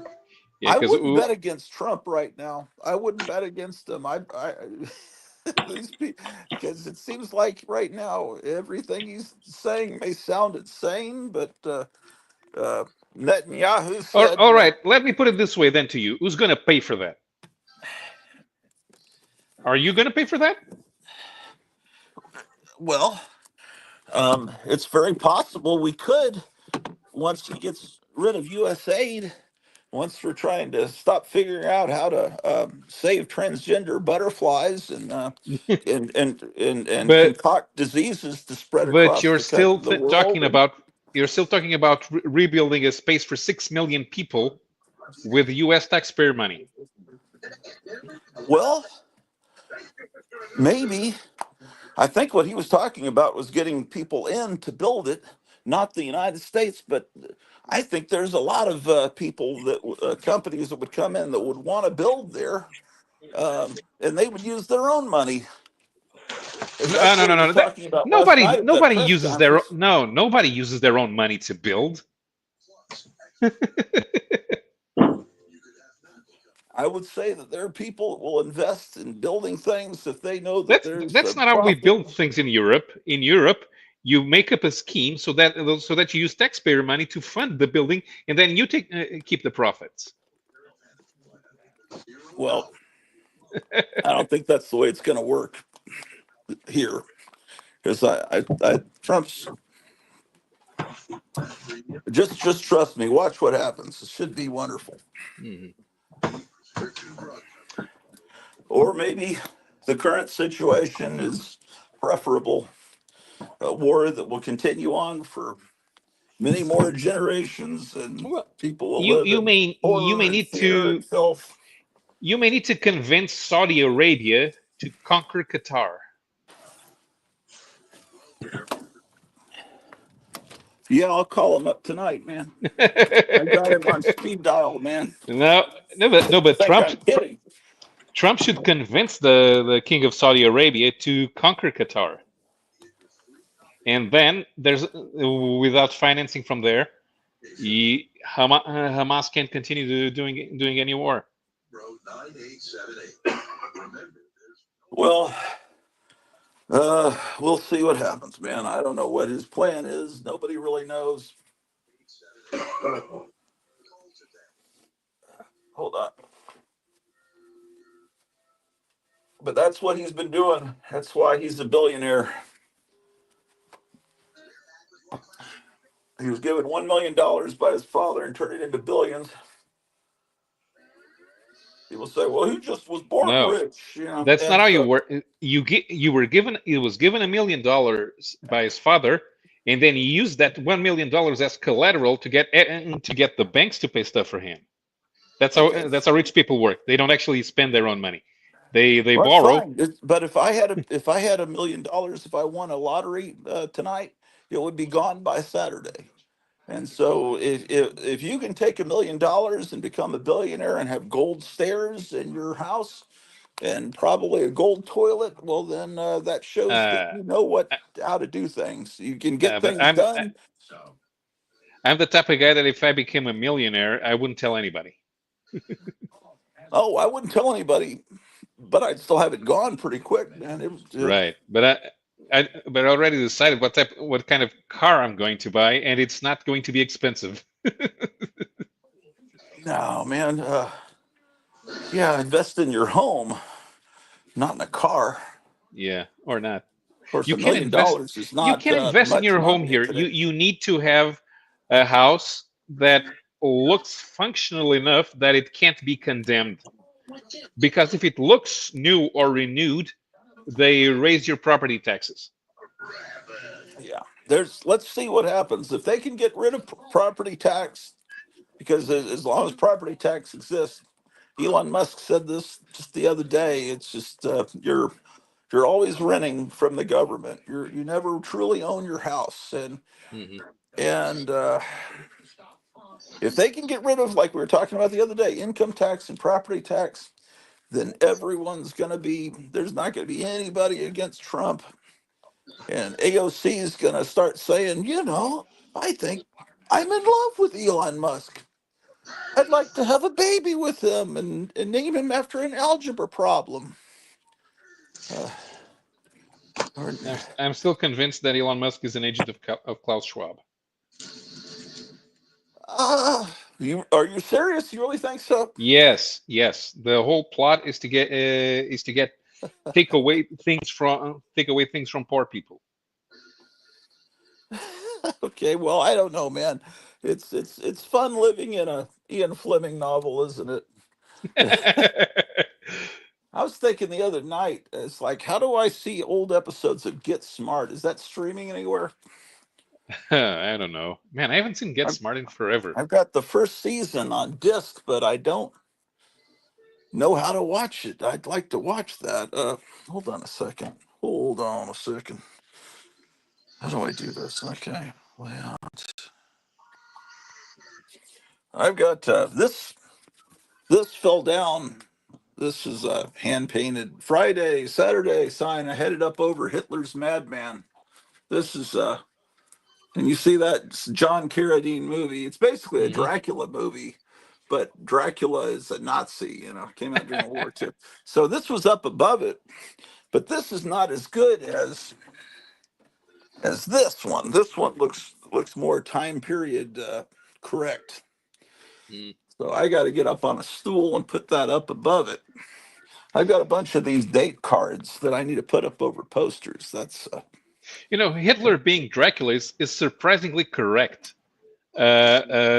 Dracula was the voivode of Wallachia in the late Middle Ages, and Wallachia uh was the predecessor state of Romania, and Romania was in the Axis. yeah. Well, yeah, they say Yeah, that Merkel is Hitler's daughter. When no, was she's not. Merkel born? Does that mean that Merkel was born after? 1954. Okay, so she was probably born over in South America or something where he was No, no, hiding no, no. out. She was born in East Germany. Oh, okay. That's why she's a communist. Oh, I see. Oh my gosh. And Trudeau is Castro's son. There's all kinds Yes, of wonderful Justin little. Castro. Well, so what did Metarog show last night? Well, there was a lot of Commandy. Everyone was showing a lot of Commandy for some reason. Yeah, yeah. Well, Commandy is loved by. Well, Commandy was a fun comic when it came out, but I don't bow down and worship it. It was like Mm, Jack Kirby claimed he had never seen Planet of the Apes, but he sure was aware of it. I mean, uh, I mean it's a really it was a fun comic when I was in second grade, but is it, I don't know. It was fun, and it was fun when Kirby left it too. But YouTube hasn't been telling me so many. Maybe I need a purge. yes, the Yeah. So, Commandy, who else was on? Oh, you told me who was on. Some of those people sound like people. Metarog's got his own little crowd, and there's different mm, little cliques. yeah, there are. And Yeah, but um, I always try to show up here and there. That's how you get to meet people. yeah. Well, there's. I mean, I think some cliques are kind of closed. They don't give you the link to come on, so you can't just show Yeah, up. yeah, because they're also stuck on that method of collecting, which is I want to own comics and then never take them out of the and then never take them out of the board of the bags and Uh, boards. is So that how a lot of groups are? yeah, they just say, okay, I wanted to buy, and I go to the con and I bought this. Okay, did you read it? No, I bought. Okay, but why did you buy it if you want to read it? Well, I do know. I notice a lot of people when I've been watching recently. They're saying, "Well, I'm 2 issues away. I noticed from having this complete run of Lois Lane or Marvel Team Up," and it's Yeah, like, man, I never even really ever thought that way. I yeah. mean, But I you know want what to they get do as with yeah, but you know what they do with that run? After 6 months after completing the run, they sell it because they want to start buying another run from scratch. They didn't even take the oh, comics out and read them. I don't get it. not the people that I'm watching. I don't think they'll ever sell. Uh, They do. They always say, but "Oh, I had this comics, but I sold them. I sold them 2 years ago." Okay. yeah, well, I don't know. I don't know, but um, He's fitting Metarog's always seemed magazine like bag and a board. really great guy. It is. That's not the point. The point is that if you focus too much on buying comics from the from when you started reading comics, what you end up is that you then go after comics that you didn't read at the time, but you buy them and you don't read them anyway because you just wanted to have them. And there's a lot of I just wanted to have them focus. Okay, yeah. Well, I understand that. Yeah, Look at but this. People slap video games too now. oh my gosh. Jesus Christ. So, oh my Yeah. gosh, is that CGC that does that? There's like 3 companies that do it. So, did you buy that from somebody or how? Yeah, I've had this for a while. Oh, okay. Yeah, I've heard they slab VHS tapes and well, I mean, if you're not going to play the game, I don't know if it's just the packaging or if it's a baseball card. I understand slabbing because you can still see both sides. But when there's an interior book, I can never How understand. can you slab a VHS when the tape inside might be melted? Yeah. Well, I mean, if you have the movie on Blu-ray and you slab the VHS because the box was so lurid or cool, like the VHS box for Blood Feast or 2000 Maniacs or That's a perfectly regular Friday the 13th video game. What's the point? I don't know. I didn't even know there was a Friday the 13th video Oh game. yeah, there was at the in the 80s they did video games of all the successful movies. I remember playing the Home Alone computer game. Oh boy. Yeah. Yeah, I've never seen Home Alone. I've seen the first 5 minutes, but I don't know. There's something about the marketing campaign with that screaming kid doing this. I thought, man, that kid looks so obnoxious. Everyone seems to love the movie and have nostalgic memories. And uh, The movie's actually fun to watch. It's the typical 8-year-old gets into mischief and turns out to be as resourceful as an adult, which is a trope yeah, in movies. So yeah, but it's a comedy. You can't take it seriously. But it's a well-told comedy. oh It's yeah, the way that the story is set up. It's believable. Of course, a real kid wouldn't do that to actual burglars. yeah, yeah. I don't know, man. Um, my goodness, my boxes should have arrived by now. Let me see. Let me check and see if they show anything. Hold on. Oh no, go this way.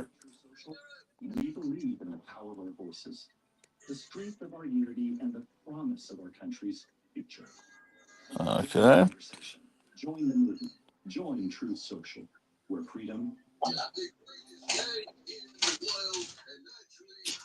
Yeah, John Goris is saying he never saw Home Alone, but he liked Uncle Buck. I liked Uncle Buck too. It's funny because the kids are there just as plot devices. It's the Well, was Uncle Buck the same director or something? I think so. I'm not sure. What is it? John Hughes or something? Yeah, John Hughes. I think Uncle Buck was John Hughes. Yeah. Oh, yeah, that guy, man. Well, he started with National Lampoon magazine, and then he was the guy. So Home Alone is the same guy that did Vacation. Okay. Well, his yeah, and all those teen comedies, and I never was a big fan. Vacation was pretty good, but it was tame. It was far tamer than the original article that appeared in National Lampoon. I mean, a story. It was based on a story that was. It was basically the same plot, except it was set in the 50s, and they were going to Disneyland, not Wally World. And I think at the end, the father shoots Walt Disney, which they couldn't have done in the movie. So I think he does something violent to him, but not shoot him. Mhm. And then at the end, they're friends and they're riding a roller coaster together in the movie. And how's this look? Oh yeah, good. Part of your Batman display.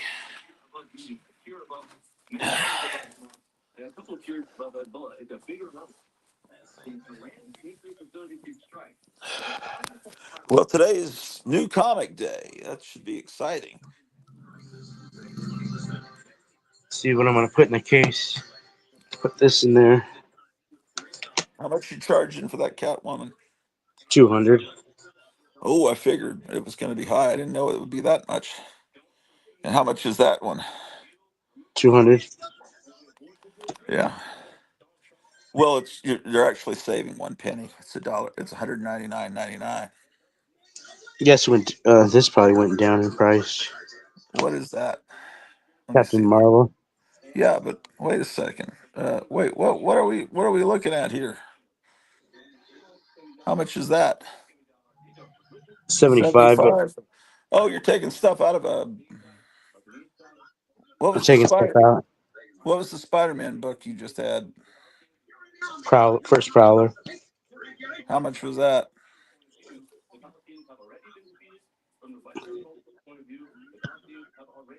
The Prowler How is much? 200 Oh, okay. because of the condition on it. Right. Oh, yeah. That was from that lady.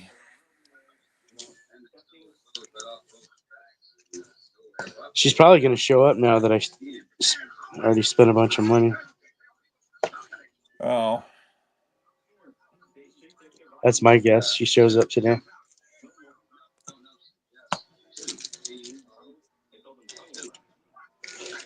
This is from the Lost Boys movie, the comic they're reading. oh, okay. I haven't seen that since it came out. They talk a lot about. They're in a comic store. They work there. They read Yeah. comics to figure out how to kill the vampires. So you destroy all vampires. Yeah. See, I don't remember that movie that well. And they So, talk about the first. Is it the first appearance of Penguin? They're talking about. did they? Yeah, he Yeah. has a joke like, "There's only 3 copies in existence, and I'm always looking for the other 2." Oh, So people buy that comic just because it's in Lost Boy.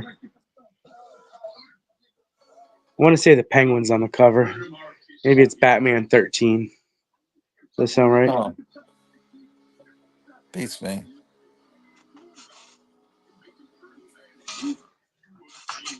That movie didn't change my life or anything. I completely forgot about it. And then later, I realized how creepy that director was. He's the guy that made Batman and Robin, and It's like a Peter Pan movie. That's why they call it the Lost Boys, right? yeah, I guess so. Yeah, and from a Because yeah, the vampires are just floating outside the window. yeah, I guess so. I don't remember. I just remember how much I hate the director of it. But Who's the director? I don't remember. He's just this creepy guy that ruined the Batman franchise with. He made that Batman movie with the Riddler and Two Face. That new one with the Riddler's like a serial killer? No, no, he made the movie back in the '90s with Oh, Jim Carrey Tommy is the Lee Riddler? Jones. Yeah, and that was bad. But then he made a sequel called Batman and Robin with Schwarzenegger that was wretched, and that's what tanked the whole Batman franchise until it was brought back with Batman Begins or whatever it's called. Everybody, chill. Yeah, that guy. When you see an interview with him, it's like, oh man, I don't ever want to see another movie from this creepy guy. Joel Schumacher. Yeah, that's right, Joel Schumacher. Yeah.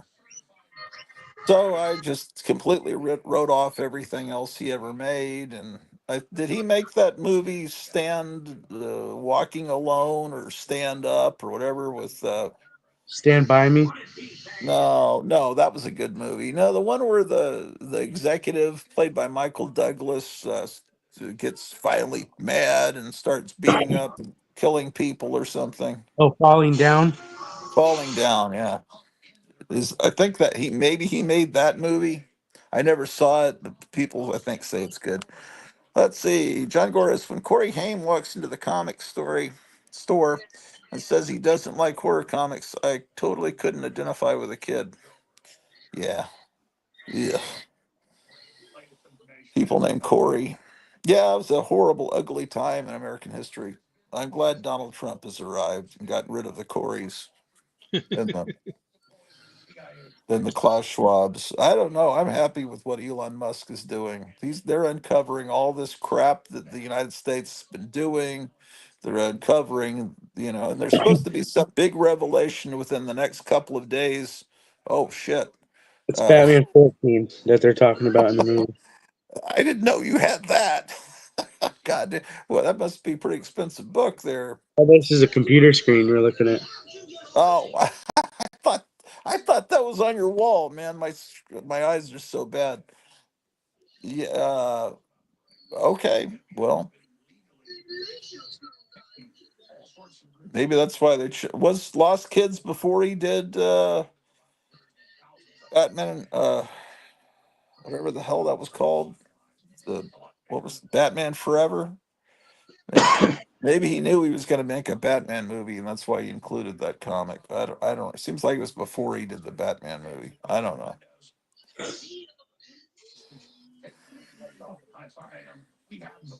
Ugh. So, what do you think? Did you look into what that Overstreet number 5 would be worth? I haven't looked. No.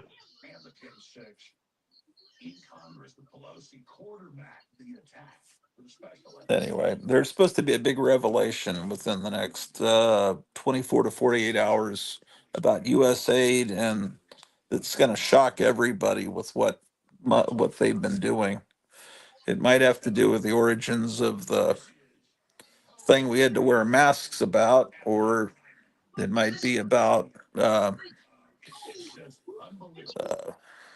what was done in the past in the Ukraine. But Well, they apparently, took down that's the the billboard. huh? They took down the billboard that they've had up for like 5 years about getting a jab. Oh yeah, did they? I don't They know, were man. probably forced to take it down. Yeah, well, we'll see what happens. I think now I can actually sit back and watch what happens today. Because okay, um, let me see here. What Didn't year is number Schumacher make 5? that 8 millimeter movie, the one with Nicolas Cage? That was all right. I don't know. 75. 75 for that Overstreet No, 1975 is the year. for what? Oh yeah, I know that. Yeah, yeah, That's it's what I was asking so I can look it up. yeah, because it's Wow, they're issue kind of 5. expensive. They're pretty expensive. Yeah, I thought they might be. I didn't know if it was just the first one or certain ones I know can be expensive. Yeah. My comic shop has a VG for 35. What would you say yours is in? It looks better than a VG, I think. Mine's maybe a fine minus. Does it have any spine creases? No, it doesn't look like it was open. Well, It's not as mint as my number 8. is 8 the one with the good girl art with the Bill Ward cover? What's that? Is 8 the Bill Ward cover, the good girl art issue Yeah. edition? That one will be expensive, I bet. I think people will pay money for that. What year is it? 78, I think. Let me see. Yeah, it would be 78 if it's the 8th edition.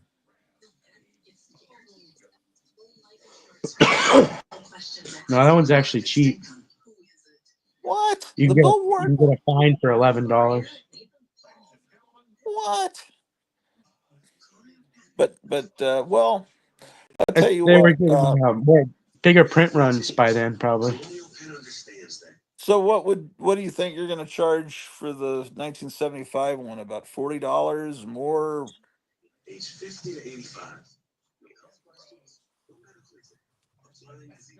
Not sure. Yeah, I would be interested in that because that's an important year in my comic collecting. 75. I would, and that Marvel team up that's in there buried. I was interested in that, and I don't even remember what else. It was just almost like I was seeing the same cover and over again. It's all uh, just, but there was good stuff in there.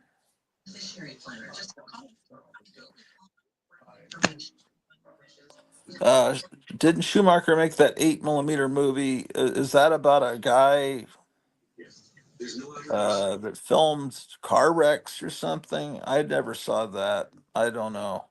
I mean, he's probably a good filmmaker if he's not doing creepy. I don't know. I got that mixed up with a movie called Super 8 for a second. That was by that guy that started off like he was going to be a good filmmaker, and then he started making shit. I forgot his name.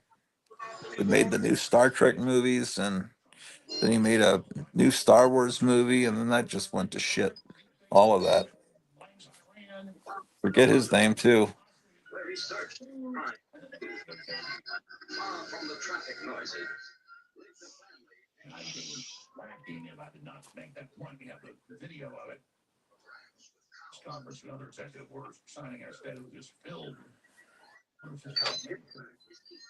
Yeah, I was supposed to take my wife to the doctor today. I was gonna leave work to take her there and then pick her up after work, but she canceled her appointment, and then work is canceled, and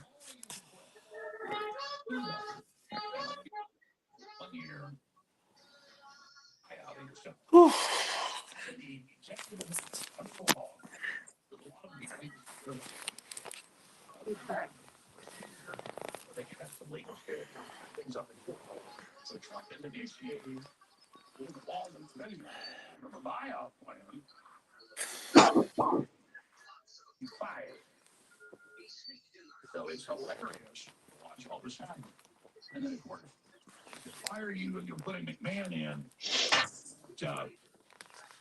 Ouch. A lot of static electricity.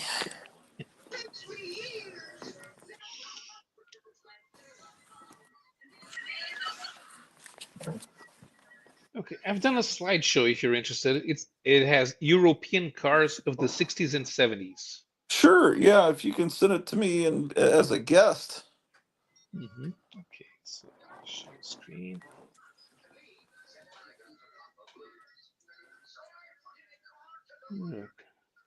Yeah, I miss your slideshows. Those were the good old days.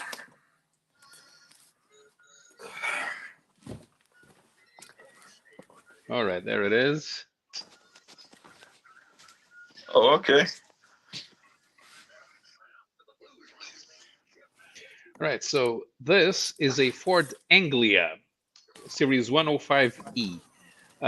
This was started producing. It went into production in 1959 and went all the way to the 70s. Although by that time the replacement had already been on the market. This thing helped a lot of people get their first car in the 1960s in the UK, but it was sold all over Europe because at the time Ford Britain and Ford Germany, they produced their own cars independently, but they sold each other's cars. Here in Portugal, we call this car the frog mouth. See the way that the grill is designed with the headlights, and it had a pretty good 1000 cc engine. The back seat is really far in the back. Yeah, this thing was very small, but it was very. It looks like you're sitting in the trunk. Almost, yeah. All right, this is the MGB. I think this is a Series 2. The MGB was one of the cheapest way to get a two-seat convertible, and it was actually pretty good to drive. Even the 1500 was pretty fast, and so Got a luggage rack on the back. Luggage rack on the back. yeah. You had one. You needed one if you like to travel, because you can't fit a suitcase that big inside the trunk. All right, the next one. This is the Panhard 24. It's the last car built by Panhard. It's a French company, so Citroën had taken over the brand. They had this very powerful two-cylinder engine that's in the rear, so rear engine and the trunk in the front. You know what it looks like? That Homer car where you can drive it frontwards or backwards. Yeah. Yeah, suppose if you put the steering rack on the other side, you get a front wheel drive car. Is Citroën a French company?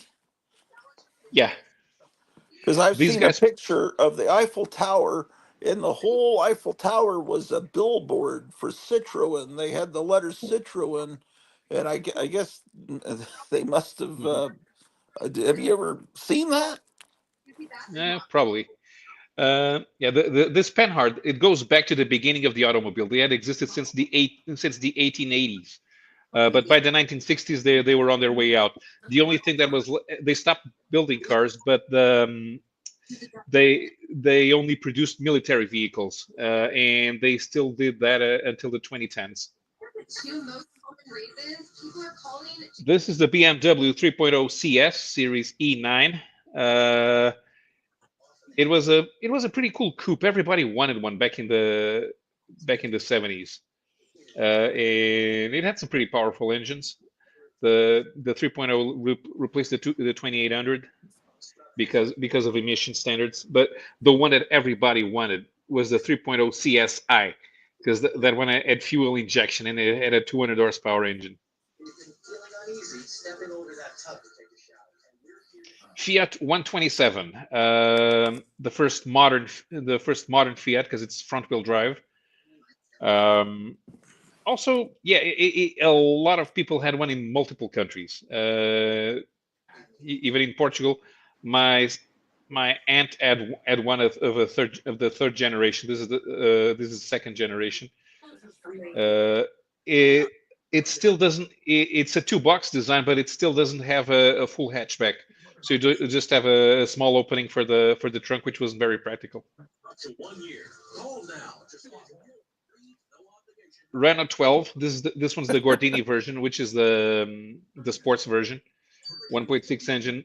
The base model had a 1.2 engine with 54 horsepower. This is the Gordini version had a Alpine tuned engine, 1.6, 108 horsepower. This was you could turn it into a rally car if you wanted. It was a mid-sized car, and it was okay. It didn't light the world on fire like it should have, but everyone who drove one was pretty happy with it. Opel Kadett City Series C. This was Opel's first hatchback. Although even with the two-body design, not every version was a hatchback. My dad used to own one of these in this color even. He sold it in 1982, and yeah, it was a nifty roundabout for the city because it was big enough. It was big enough and cheap enough that you could have it fight mid-size cars and city cars. But it only had the two-door version, so there was no four-door version, which was very practical. And there was a coupe, and that version had the coupe was available with a 1.8 liter, which had fuel injection, and that one was pretty fast. This is the Austin 1300 GT. The base model, the base of the car is called the BMC 8016. And what the British Motor Company did was sell the same car with different grills under 4 different brands. So everybody knew it was the same car, but it was a matter of your personal preference. So the Austin was the normal one. The Morris was the Near Lux, and the Riley was the full deluxe, and the MG was the sports version. But the engines were the same. The 1100, 1300, and 1500. But it was actually pretty roomy because it had it had 4 doors, but the trunk wasn't that much to speak of.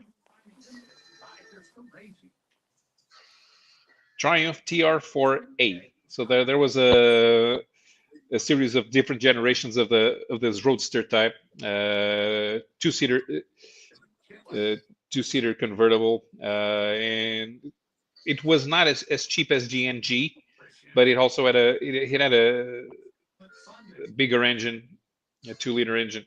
So if you wanted more power, if you could afford it, this was the car to have.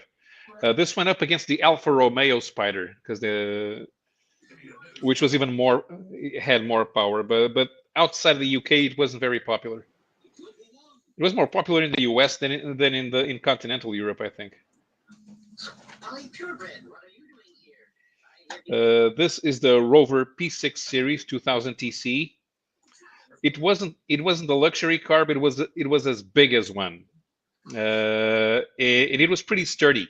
You could actually drive this on mountain roads and in rural areas. You could go off the road, and you could take it out for to where the farmers worked. You didn't even need a proper farmer's car.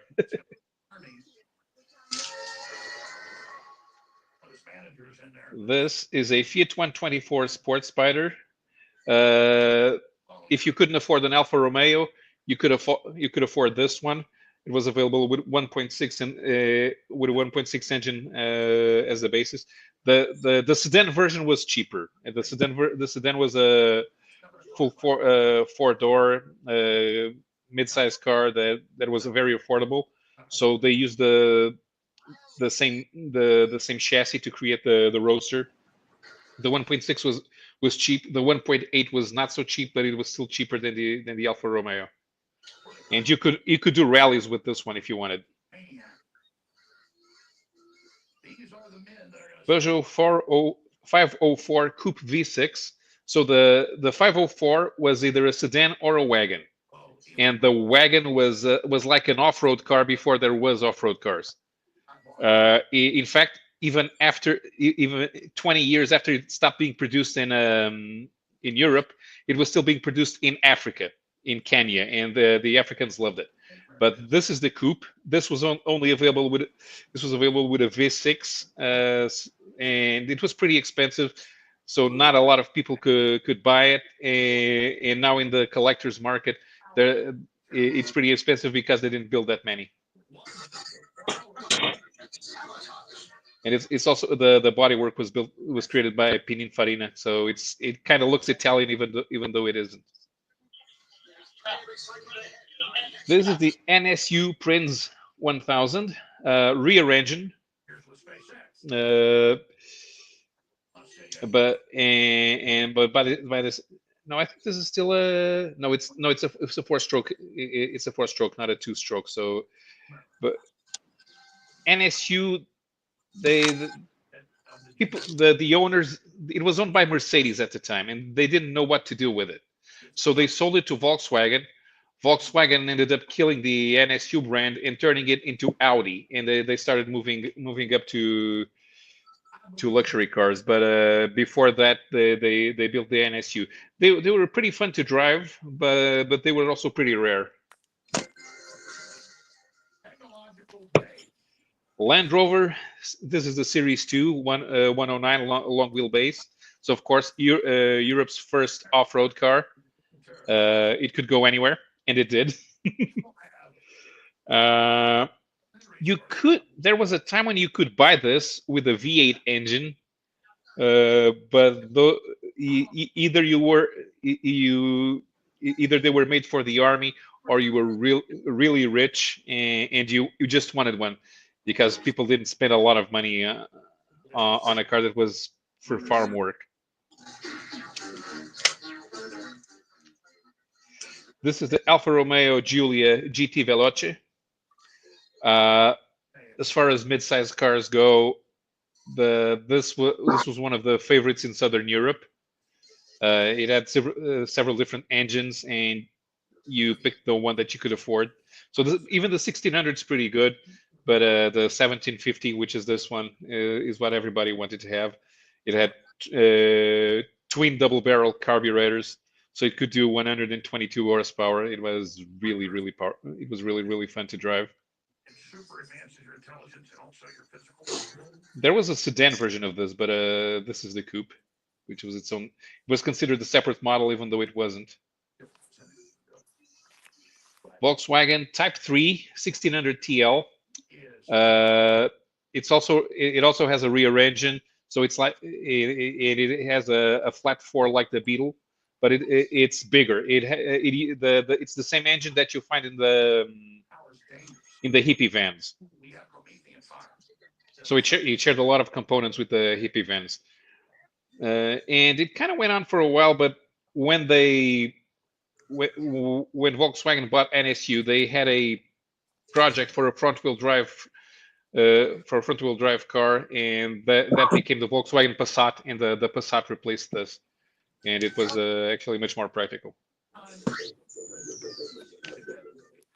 Renault 8, also rear engine, but it had a pretty good trunk, and it was very roomy. The engines were not very powerful, but the car was very comfortable. So if you had a big family and you didn't have much money, you could fit 4 kids in the rear seat, and then you could go visit grandma 300 miles away. Of course, no radio, so you had to sing. Volvo PV544, which in Portugal we called the, what do we call that thing? Okay.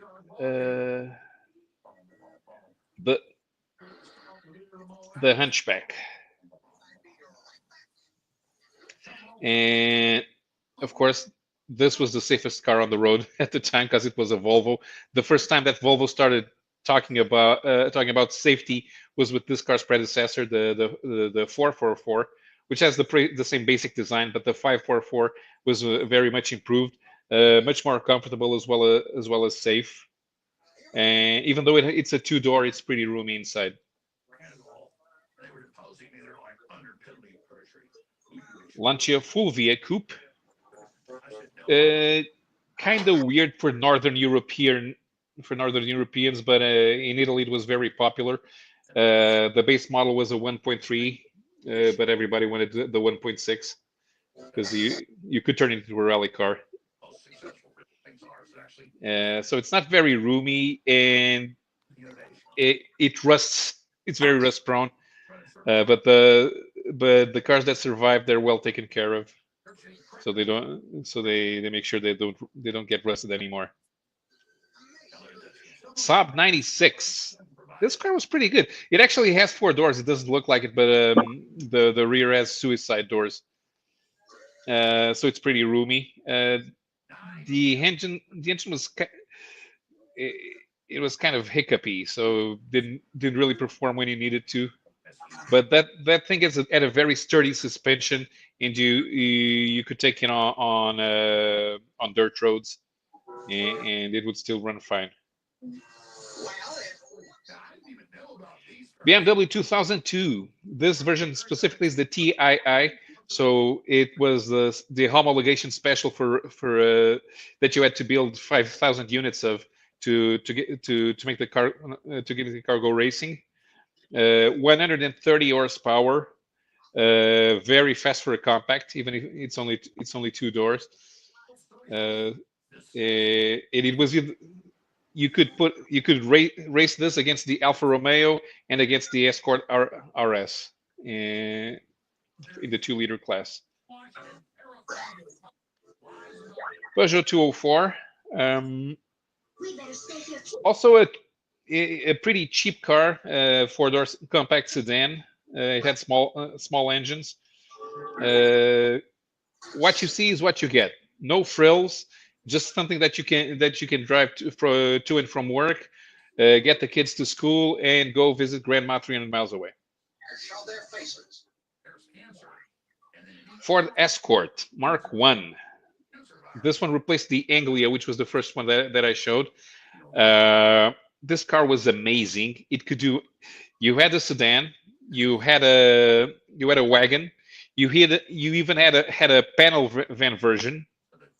But the chassis was very good. You could turn it into a rally car like this one, and the base engine you could modify to do what you want. So Cosworth installed the 16-valve head on the engine, it turned it into RS 1600, 120 horsepower, and you could re-sleeve the engine, and the racing version could go up to 2000 cc, and it was very, very powerful.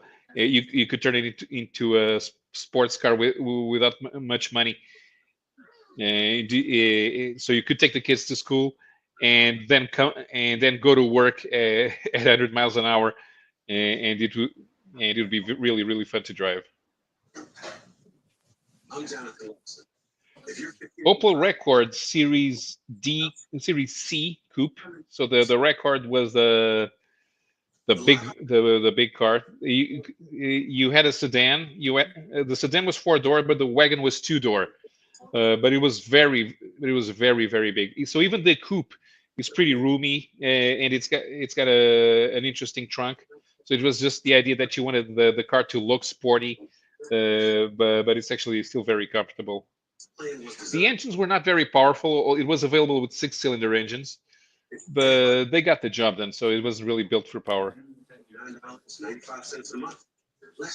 Lotus Elan Plus 2. The base model was a roadster. Then they did the coupe, and this one actually has 4 seats, so you could take the kids for a ride in it. It also had a very good adaptable engine, but as you can see, it had pop lights.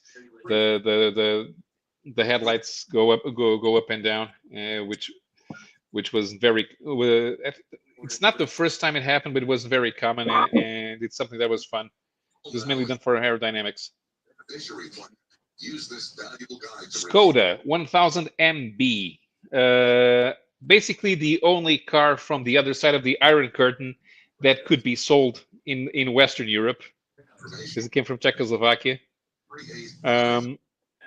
The common Skoda used to be a luxury car manufacturer, but after World War II, when the communists took over, they forced Skoda to start building smaller cars, but they still insisted on doing a 4-door design.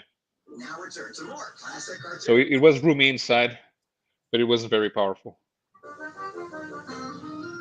Citroën GS. Well, this one was a mid-size. It's got a full hatchback, so it was very practical for everyday shopping or for going out on a trip. The car was pretty comfortable for its size. The engines were small, which was a problem.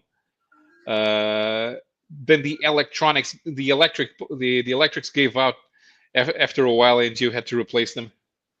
So there aren't many of these that are still left.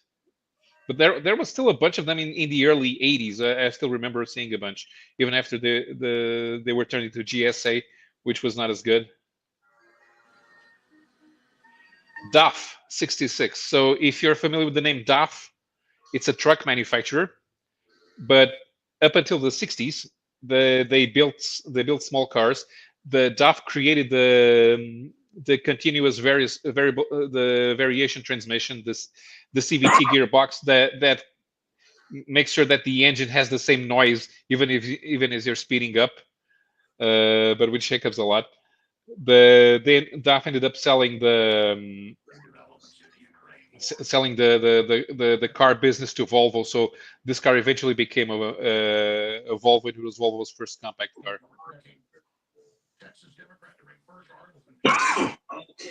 This is the Vauxhall Firenze. It was a cheap but powerful coupe. If you wanted something that you could drive fast, but you had to use as an everyday car. So it was popular only in the UK, unfortunately. So outside the UK, people didn't really pay much attention to it. Vinyl roof, which was not a good idea for the British weather. People liked it for the engine mostly. Now this is the Glass 1700. The Glass was not a very popular brand. They disappeared after a while. BMW bought them just because they wanted the factory, and they ended up shutting down production, and the Glass brand disappeared, which is kind of a shame because the cars were actually pretty good, but people were not very interested in them. So it's a case of bad marketing. Volkswagen Golf, first generation, the second front wheel drive Golf, but the one that transformed the mid-size car. So hatchback, front wheel drive, and this is the sports version, the Golf GDI. Started out with a 1.6 engine, fuel injection, which was the first for a hatchback. But this one is the 1.8, so which was better for fuel emissions.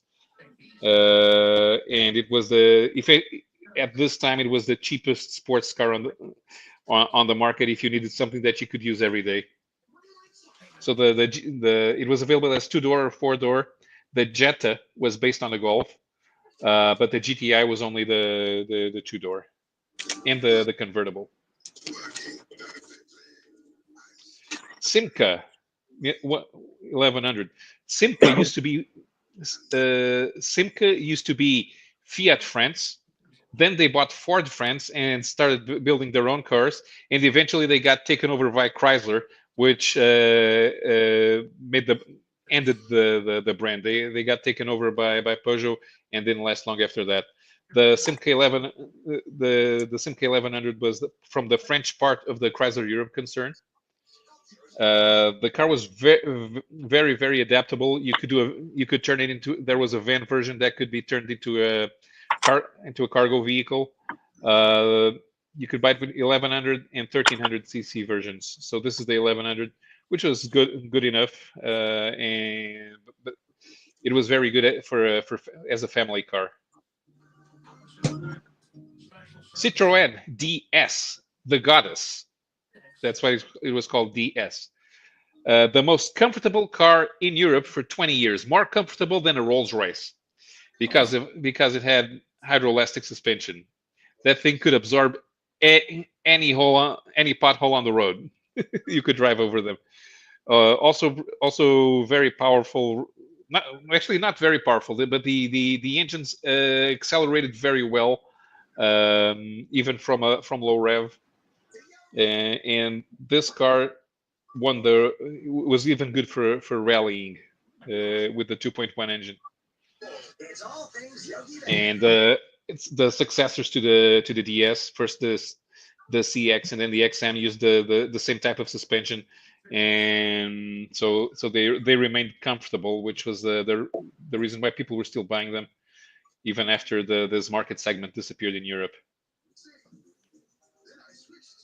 The Hillman Avenger. So this one came from Hillman was part of the Roots Group, so which became Chrysler Europe when they were bought by Chrysler. So this is the British part of Chrysler Europe.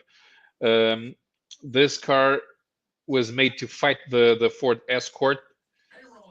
It was good enough, but not as popular, and it did not sell well outside Britain. So, which is kind of why the Chrysler Europe didn't work. But it was pretty fun to drive. Hillman used to build some smaller cars which had rear engines, but this one is a normal front engine and rear wheel drive. Triumph Dolomite,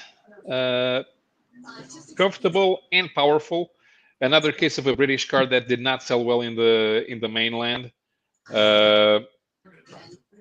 I think it had the engine had some issues,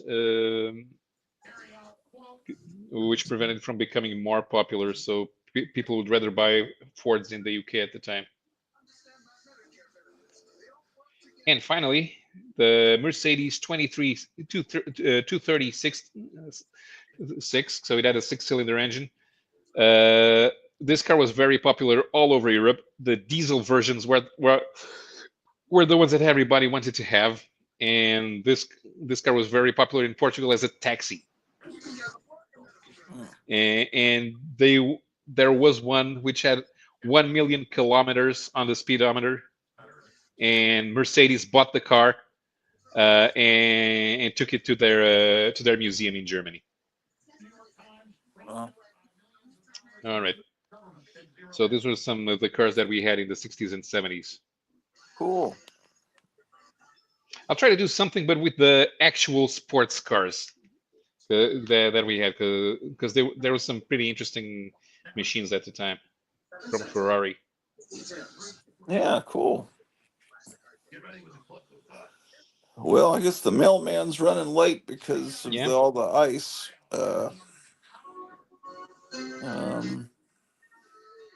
What's going on? Temu packages coming. You're getting what? I said I hope you don't have any Temu packages coming. Oh, I heard that there They was stopped all the. stuff. Yeah, although it seems like the Temu packages usually have addresses in Chicago or Florida, and it's like someone named Steve, which is obviously a fake name. I Oh yeah, think they that already have their warehouses here with all that stuff already packed in them. what's that now? I think they have their warehouses are here. Yeah, I think so. So I don't know how much. Uh, I think the warehouse. Yeah, they're here. I don't think that this stuff actually much stuff actually comes all the way over from China. Yeah, they wouldn't be able to There's ship it for 99 cents. well, what is this stuff about?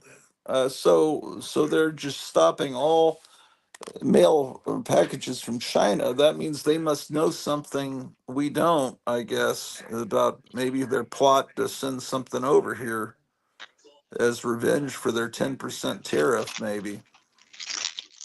I mean, there's clearly some reason why there. I'm sure there'll be a press conference today, and that question will be asked. You know, what is? Probably putting fentanyl in Halloween candy or something. There's no telling. But yeah,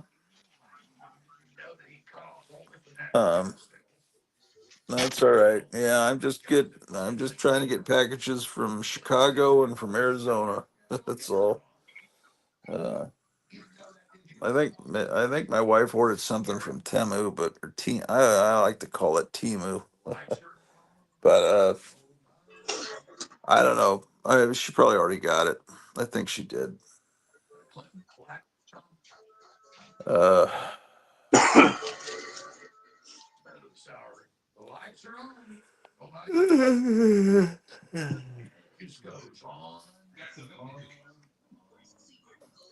what is the big book coming out today? Is it like some new Geiger comic or some? What is the new exciting thing today? Rockefeller. Oh, right. And there's how many covers on that book? They usually do three, but I only ordered the one. Oh, okay. I So, didn't like the other two. Live Radiate says, cool to see the cars that got absorbed by larger companies. I recall some of these looks. I recall a beautiful vintage Citroen in my hometown that we would all ogle as school kids.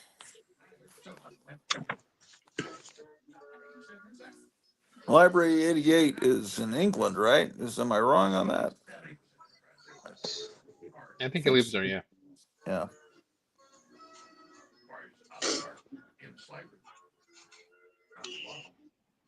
Yeah, I used to have a few people in England that watched the show.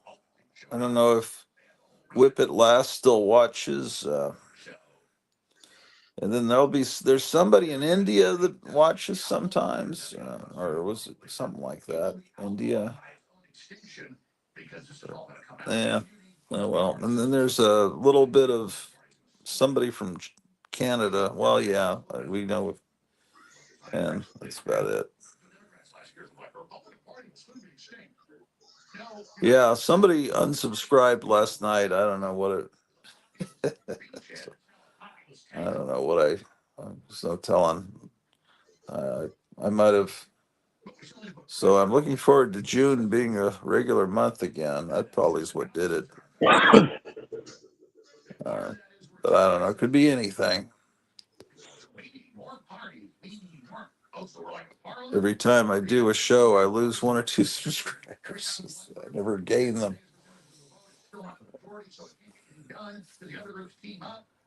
Um, Yeah, I gain subscribers when I don't put any videos up. yeah, that's what happens. Yeah, it's dangerous to do.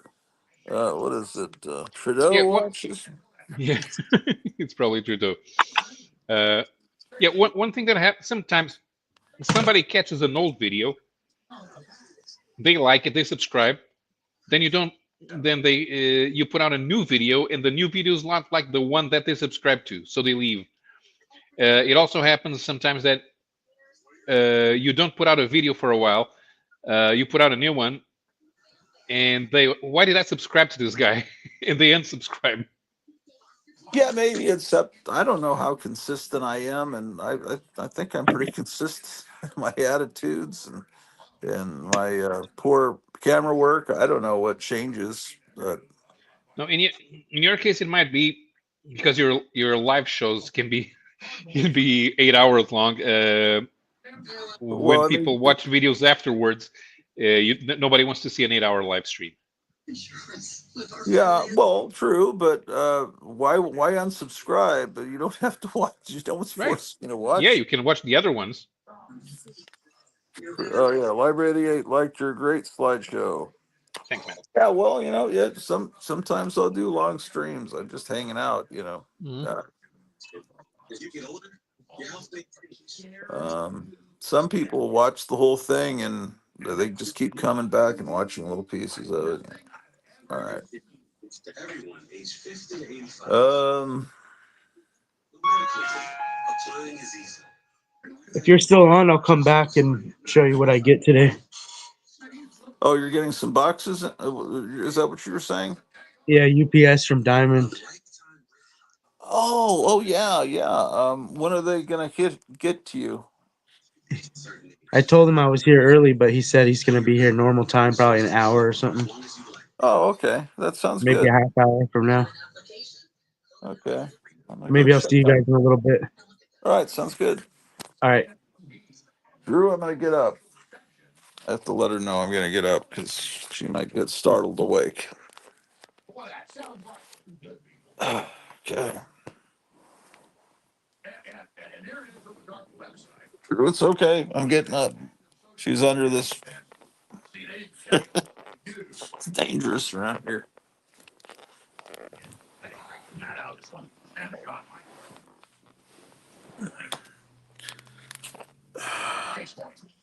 My goodness.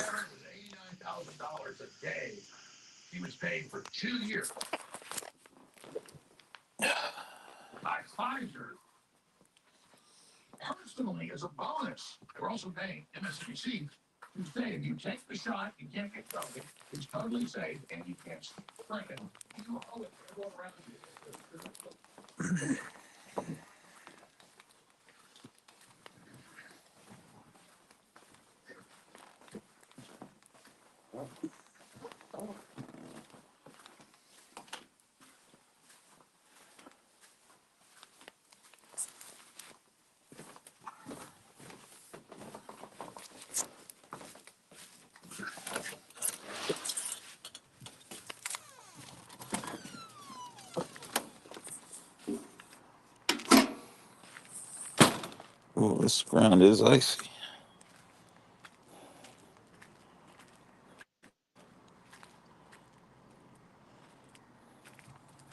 Now, if the box, well,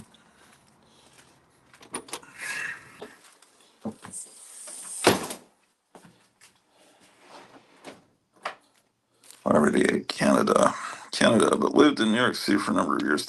I get Canada mixed up with England since Canada's owned by England. Am I wrong on that? Or No, no, no. Canada is an independent member of of the Commonwealth of Nations, where the monarch of the United Kingdom is the head of state. okay, being the head of state makes it seem kind of like they're controlled by it. No, no, no, no. You see, you're the one who America has one problem. Your head of state and head of government are the same person, and in most countries, which are democracies, they are not. The head of state is one person, and the head of government is another. Okay,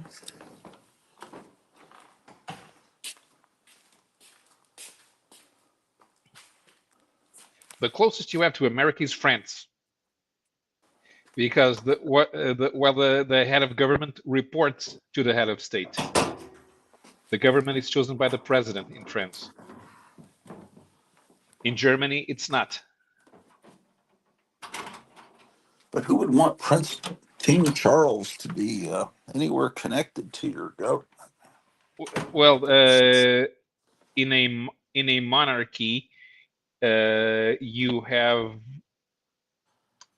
you have a more supposedly you have more stability, more social stability, because you have somebody who embodies the nation.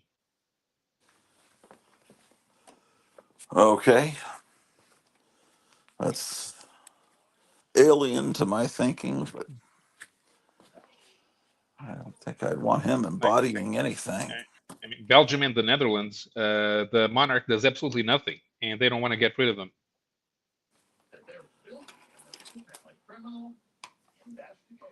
Hmm.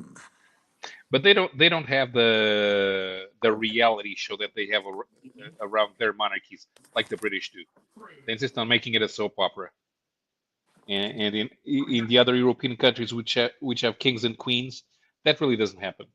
The king and queen show up for the odd national event, Oh, but apart from that, they don't interfere in anything, and nobody pays attention to what they do. I see the mailman bringing Captain Strangelife's package right now. You see that? Mhm. Nice. Let's go get it, man. I'm only getting one package, so I guess I'm not getting Kevin's package. I didn't think so. It'll probably come tomorrow or Friday. Let me see if Like I in yes. Portugal, the man who is considered the pretender to the Portuguese throne lives in Portugal. Is an agricultural engineer, but it's legally impossible for him to become the king because the form of a republican government is enshrined in the constitution.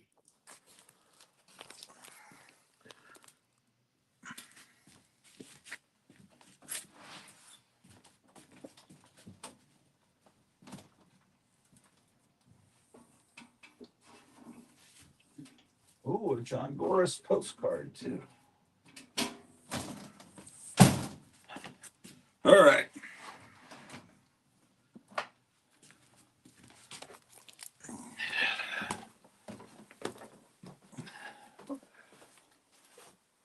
Okay, so we're at 2 hours and 37 minutes in. This is when the unboxing happens. Okay.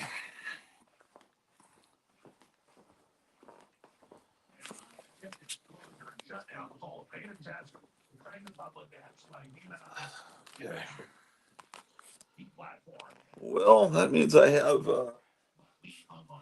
a chance to do another unboxing later. Maybe tomorrow. Well, it took the judge in this case years to learn they were lying about everything. Okay. One federal trustee and two different CROs. And then when he caught him in the fake auction, it said there was not an auction. It's weird. I got to see Strange Life holding this package the other day. He did a show. And he was holding up a package he was sending out to me and to somebody else. Um, this is a bill from. What is this? Homeowners insurance bill.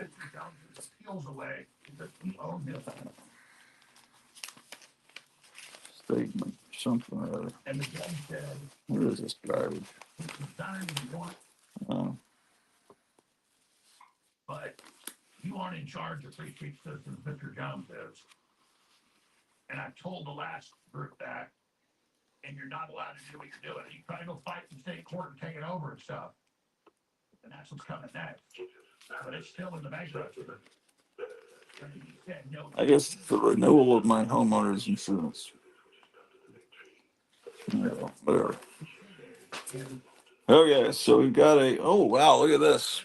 It's Batman. That's pretty good. From John Goris. That's just hand drawn. Saw current day video of Clive Barker and talk about Scared Straight plus the wages of sin. Holy crap, that poor man. He was strangely chipper, though. He seems perversely imaginative enough to actually enjoy this personal transformation he's going through. Hats off to him. Um, yeah, I don't know. I know that I don't know much about what he's like right now. I know he was he was very sick there. And that was like over a decade ago. I'm surprised that he's still around. Um, uh, I'm wondering what Doctor Strangeland's Doctor Strangeland.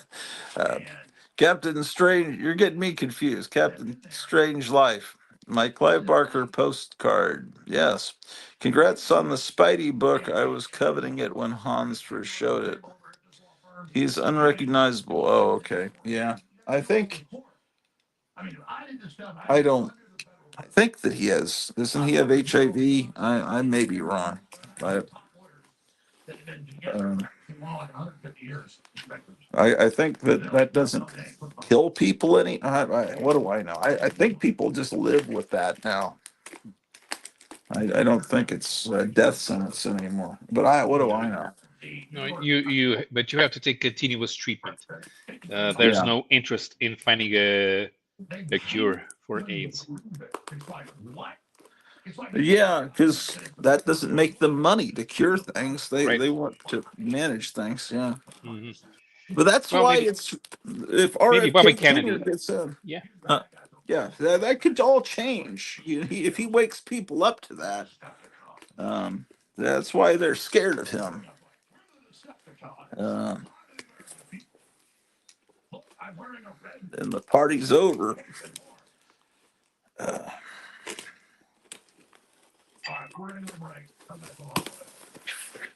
okay. Well, it looks like he might have sent a something extra in here because I see more than one book in here. Okay, what could it be? There's a card. It says, Ken, hope all is well at the hotel. Hotels in quotation marks. Perhaps I will be able to join you on a live stream soon. Everything is rather in disarray at the moment, so we'll see. Regards, Hans, also known as Captain Strangelove. Okay. Now, they're still need of cutting the. I'm not putting these near a comic book.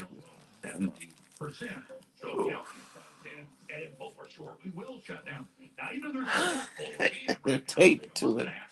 I don't like this.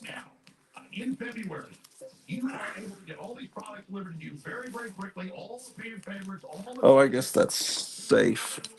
Ugh.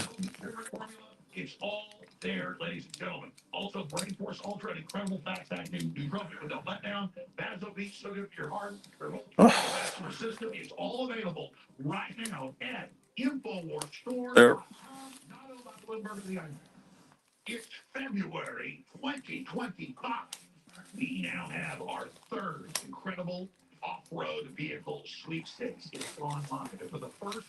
Well, do people care about the Super Bowl in Portugal? I doubt it. No. Like five people care. Do they care to see the American commercials loved over No. there? No, they just want the game. Well, because when I was a kid and we lived in Germany, on Saturday night they'd run 2 hour blocks of American commercials, and all the Germans would watch, fascinated by because they thought the American commercials were so well produced. This is 1970, but things may have changed. I don't know.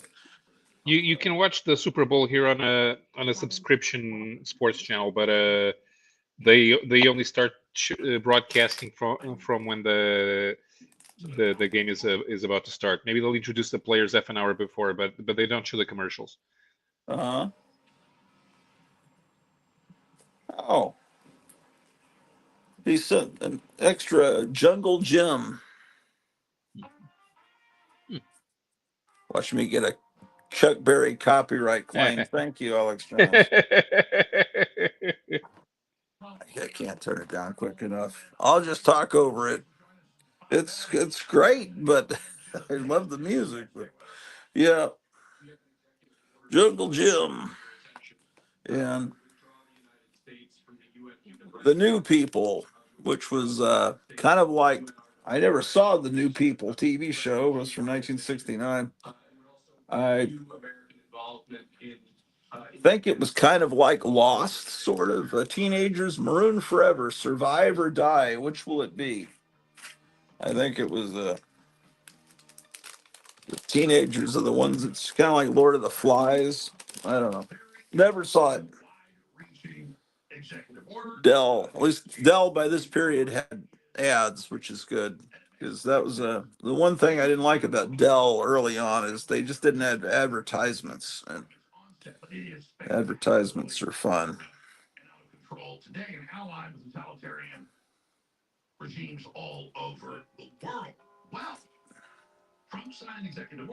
Number one, January 1970. I wonder if there are episodes of the New People on YouTube.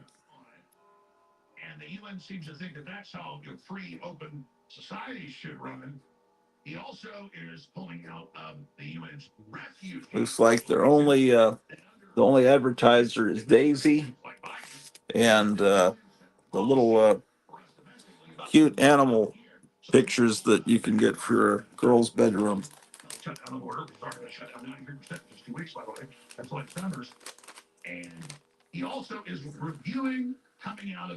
So I got, this is what I ordered. Those were extras. It's Amazing Spider-Man 38, which you can see the influence of Batman here because this came out. This would have been on the stands about the time that the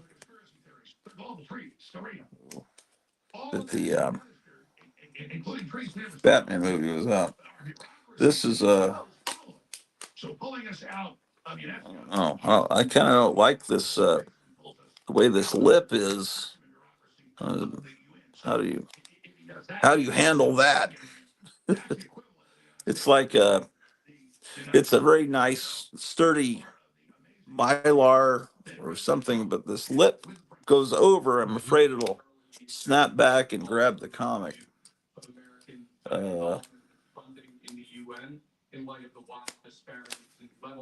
That's kind of like something where you're just not intending to ever take the comic out and it's safe in it, but it's not living up to that potential right now. It really isn't. Hasn't for a long time. It has. There are great hopes for it, but must feel like getting some scissors and cutting that part off. I'm a little leery of myself damaging it. At least we should have some help in selling them. We never seem to get help. That should be the primary purpose of the UN, United Nations. Again, it's got great potential, and based on the potential, we'll continue to go along with it. But so he's withdrawing from this is yesterday, the UN Human Rights Council, which I don't, not exactly sure. What's the significance of that? Nothing. The Human Rights Council was preventing the creation of the new Mar-a-Lago resort. I don't know about that. New Mar-a-Lago in Gaza. I'm calling it New Mar-a-Lago. Well, that would be pretty nice because I mean they could still live there. They could still come back and live there once it's built. we're taking away a little bit, but we're not looking to take away money. This is so important that we're really, as you know, the United Nations. Wait, someone's talking to me here. And it shouldn't be. It should be funded by everybody, but we're disproportionate as we always seem to be. Radiator. Apparently, Clive Barker has toxic shock syndrome from poisonous bacteria incident at the dentist of all places. Yeah, yeah, I had heard something different, but Live Radiate, that New People cover used to weird me out as a kid. So bleak, I love it now. Yeah, handle it very carefully. You're extracting a nice old book from some milers. A delicate task indeed. Sometimes cutting is necessary too. Yeah, if I could find where are scissors around here? Yeah, I think I would cut it because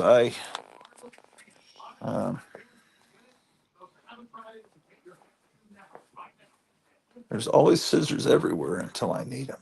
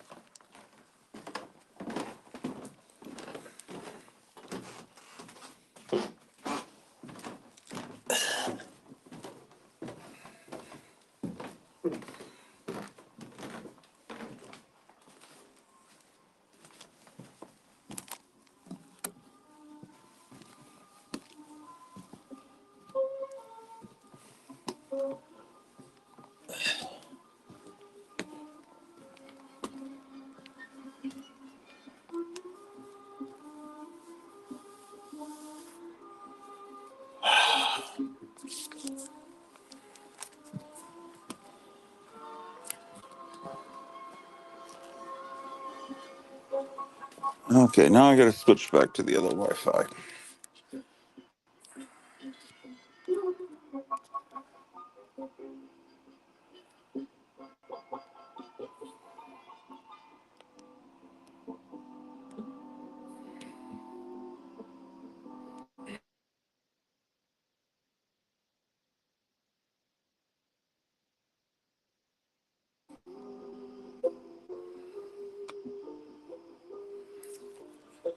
Okay.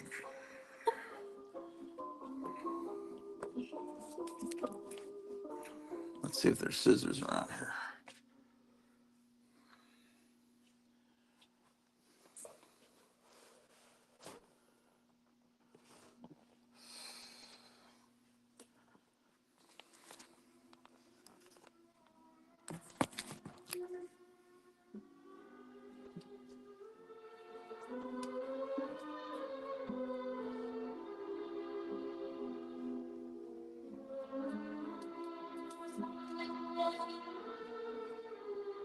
And the Snow People cover, it's apparently those are mannequins. They look like burned people. Okay, let's go here.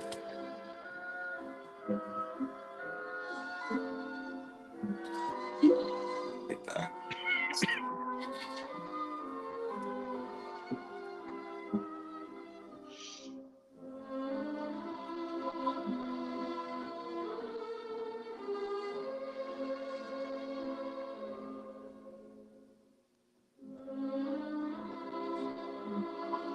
And here comes another copyright claim. Wait, this song's from the American Songbook. Shouldn't they be in the public domain by now? White Christmas. White Christmas is White Christmas in the public domain? Let me ask ChatGPT. ChatGPT, talk to me.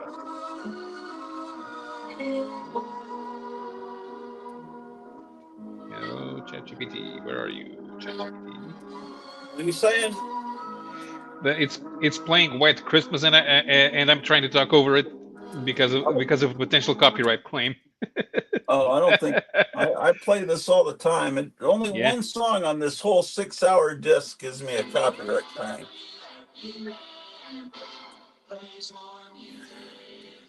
Yeah, but it's probably that particular one, actually. It's a boy. It's a dog. This song, Comic Book Crazy, never gets a copyright claim for some reason. Yeah. If they're more obscure, they probably didn't bother. Oh yeah, that's the music I listen to is usually pretty obscure, right? Okay. Yeah. White Christmas should be in the public domain in 2037. White Christmas has got to be free to use, but well, it's not the composition; it's the recording, you know. And Yeah. a lot of that stuff is Seberg recordings for department stores, but that's all right. If who sings Comic Book Crazy? There's two different bands that do it, and I don't remember their names. Just type in Comic Book Crazy. Um, yeah, I The don't. four preps. It's not the four preps. That's It's what a black ChatGPT. African That's what American ChatGPT told me. comic book crazy, man. There's Yeah. a really good song by the Trashmen. It's a modern song, but it's the same group that did Surfing Bird back in the '60s. But they do a song called "Comic Book Collector," and they recorded in probably the last 10 years as older guys.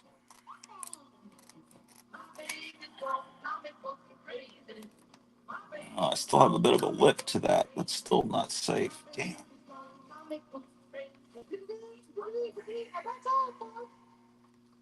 This is scary, man. I don't know about this. I don't know about this. Why? Stiff plastic. Ridiculous.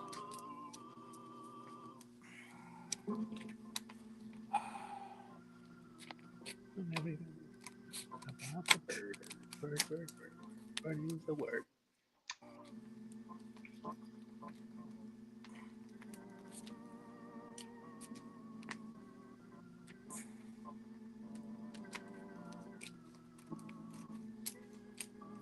Oof. Oh no, it's still got a lip.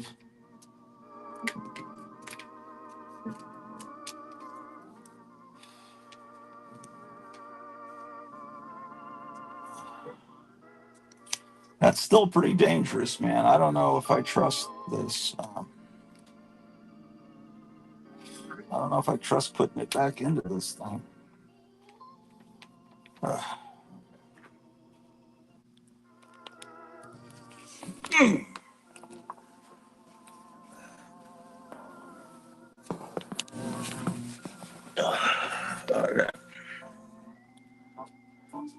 So we got.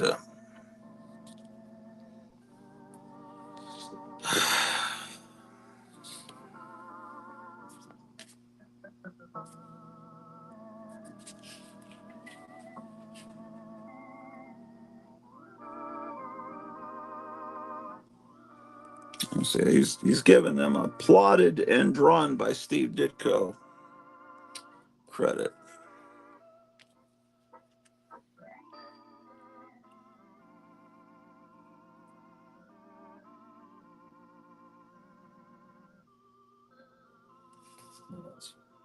This is what I'm talking about that you don't get in the omnibus editions.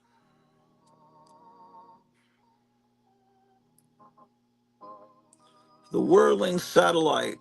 Listen to mysterious and unearthly sounds. It whizzes, zooms, and booms, appears and disappears. The amazing new action toy, no mechanism, based on a scientific principle, and also a hypno coin.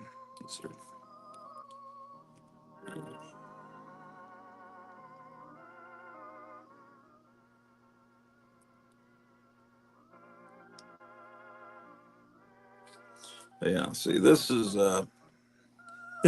just completely because of the Batman TV series. Okay. So the version by little Sammy Yates is supposed to be better than the one by the four preps. Glenn A. Larson The was a four member of the. preps did it? Seriously? Yeah, they recorded at the same time. Neither of them wrote the song. The songwriter is described as Don Ralke. I don't think that I have two different versions on here, but I don't think one's by the four preps. Um, maybe there's another version. Let's try this, Cogs. Yeah, I don't. What are you reading about? What are you reading? I'm just looking up stuff. I mean, Okay, Ezra and the Ivies. what The was it? Ezra and the Ivies. Yeah, that's probably the one I've got. I don't know the four preps version. Yeah. That means there's three versions of the song.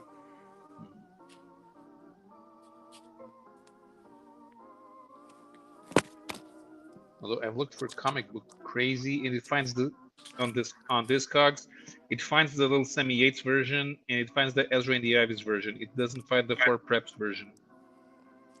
Yeah, I'm just going by what I found on YouTube. I don't own the record. I just got it recorded off of YouTube. Right, so there's something called Psychedelic Lollipop by the Blue Magoos, but this does not include. Right. Can we have Don Rauke, please? Yes, there he is.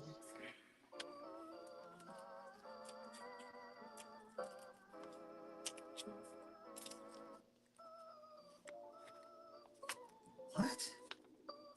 Don't I cut that off? Yeah. Oh, that's ridiculous.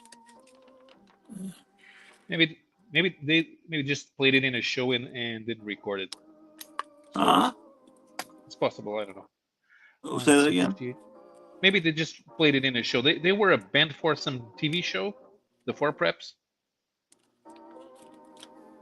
Well, yeah, the Four Preps are a whole different style of music. Mm-hmm.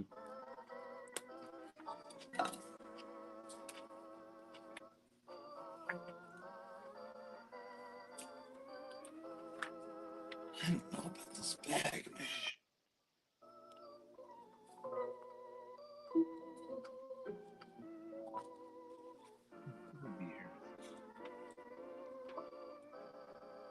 No, I'm not. I don't want to put it into a stiff bag. That doesn't make any damn sense.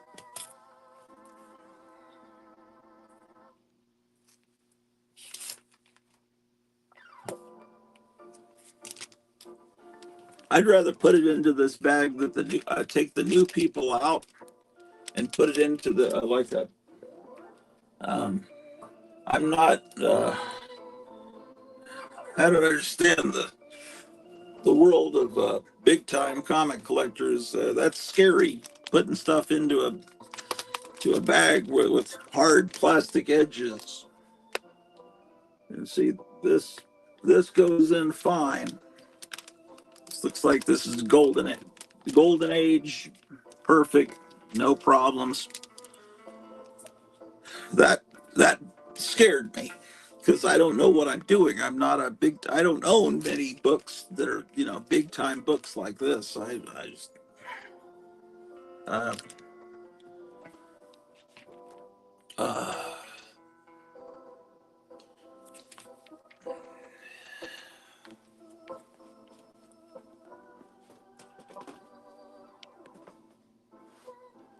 but if I have old roller rink music, there's no real problem with copyright.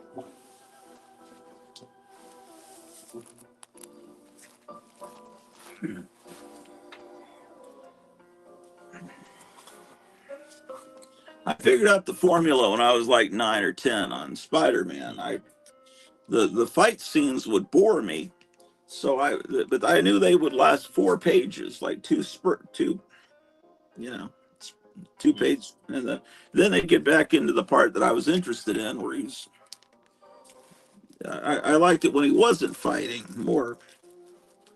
I don't know why that is. It's just I like seeing Peter Parker interacting with his friends more than the fight scenes, but.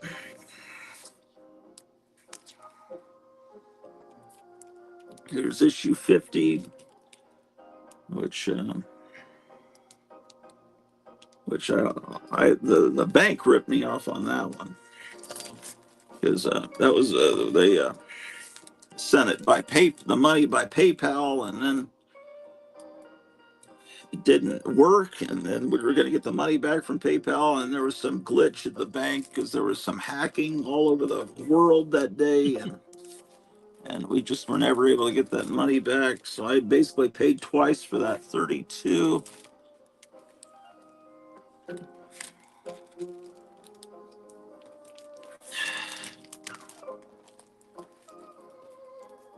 Yeah, so I have 32, and then I have 38, and then 48, and then 50, and then before, okay, yeah, I have 38, and then I have 22, and that's it. So really, the Steve Ditko years only have 1, 2, 3 issues. Yeah.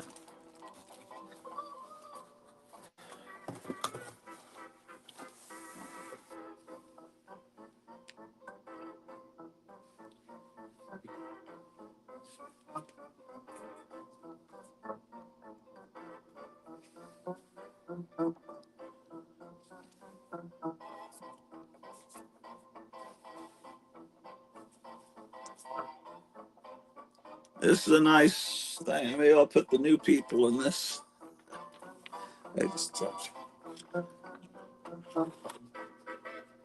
Have you ever dealt with that? The stiff folded over lip? Is that something you've ever dealt with? No, I stack old comics on top of each other. Huh? I don't put comics in bags. I stack them on top of each other. Which is the way it was done for a couple of generations before bags were invented.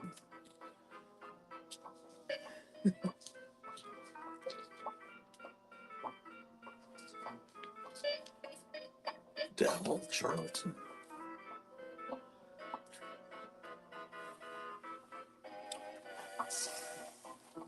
Oh my gosh.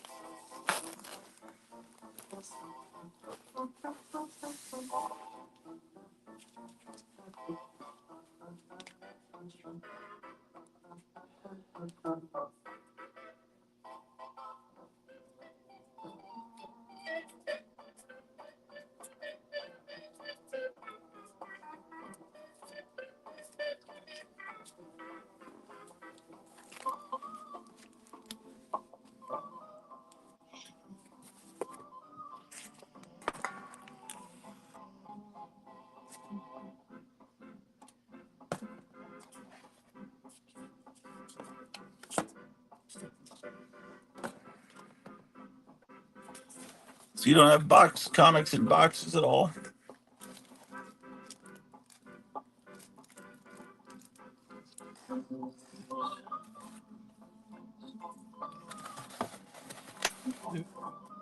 Right now they're in a closet. I need to figure. I need to figure out a way to move the comics. I don't have a place to put them in storage. Yeah.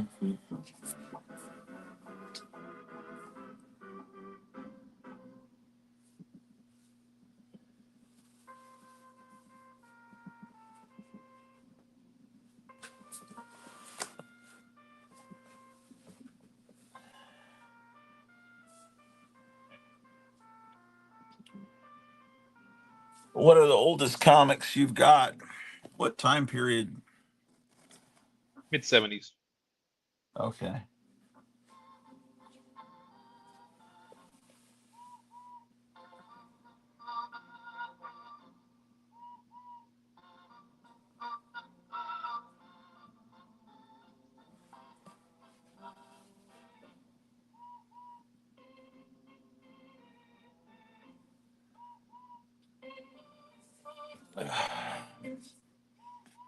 Oh, here. This is the box things to get into.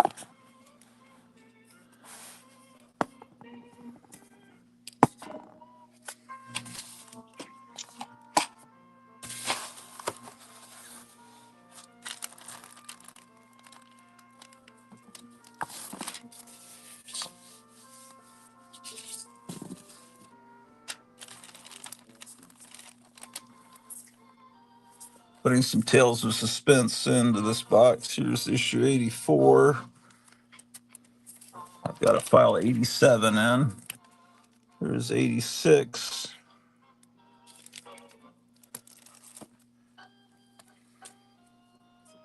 And then 87. Then 88. That one really needs to be rebagged. And then here's 90. And then I need to file in 91. And then there's 92. And then I've got an issue of Two Gun Kid here that needs to be filed in. But this box ends with Thor, so that needs to be in another box. Okay.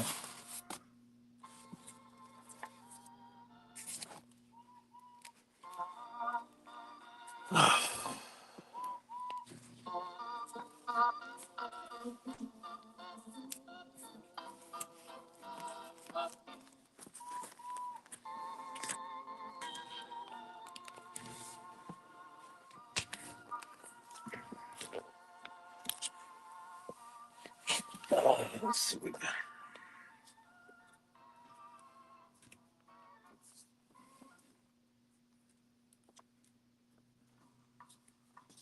There's a Frankenstein puzzle I had to put up. Oh, I'll move you guys over here so you can see. Need to put this poster up, puzzle up somewhere. Here's a little comic from Czechoslovakia, or at least it's about the Blessed Virgin of. And that's not Czechoslovakia. No, This is Poland. Chesto, Czechoslovakia. Czestochowa.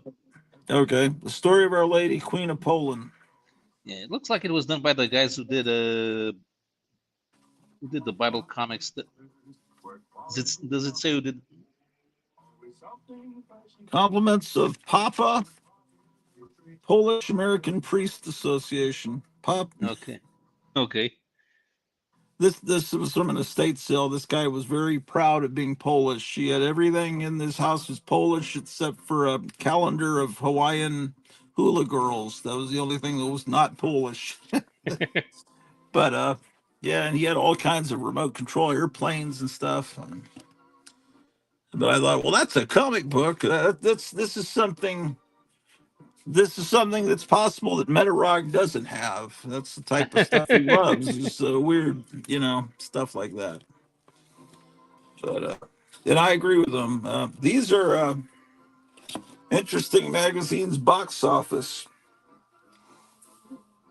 um, for movie theater owners. And I'll show you how to have modern movie theaters. This one went to the Midland Theater in Coffeyville, Kansas. So I need to look up on the internet to see if the Midland Theater in Coffeyville, Kansas is still there, or find pictures of what it used to look like, because that's where this went. This is oh, look, it's got a full page ad for Goliath and the Dragon. So this is January 9th, 1961. See, what I've got here is some milk crates, and this is like a crate that some kind of something or other came in. This is where I put oversized things that just don't fit, like these in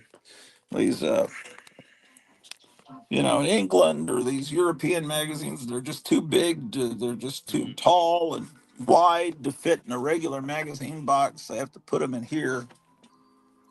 Um, or like Zigzag. So this is a New Wave magazine. It's got Blondie, the Ramones, from March 1978. Article on the Ramones. I gotta move you guys back. Uh, a Day with Blondie.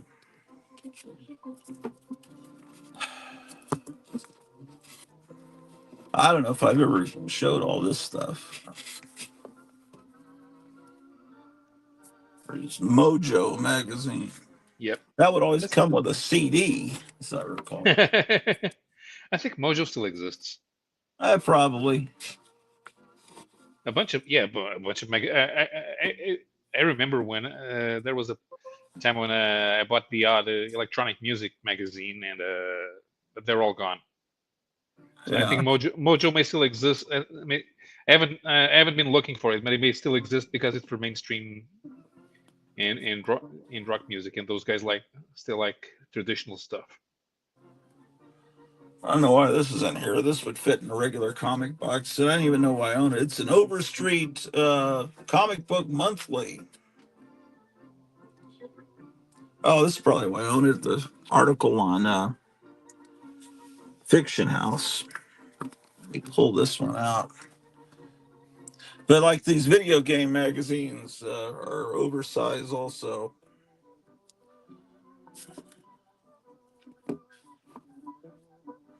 When Tomb Raider first came out, they had all these covers with her on the cover. Yeah.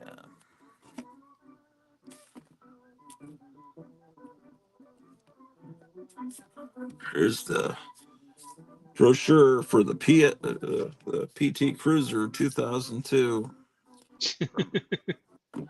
Let's see. What else we got here? They sold the PD Cruiser here. They had to replace. They had to use the engine from the Mini Cooper in it because the 2.4 gas, nobody was interested in it, and then they released a version with the Mercedes diesel. But Oh, by that time it was too late.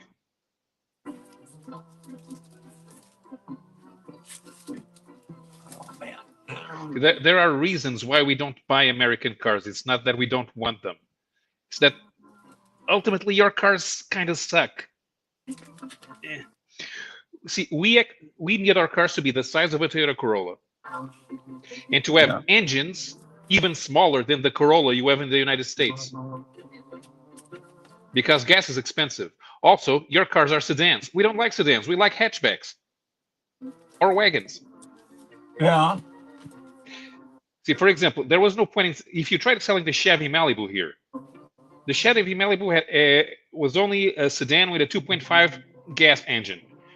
In Europe, it would need to be a 2-liter diesel wagon. So Yeah. what? So yeah, Chevrolet was never going to build one for Malibu wagon with a diesel engine here for it to sell here. So of course we don't have it.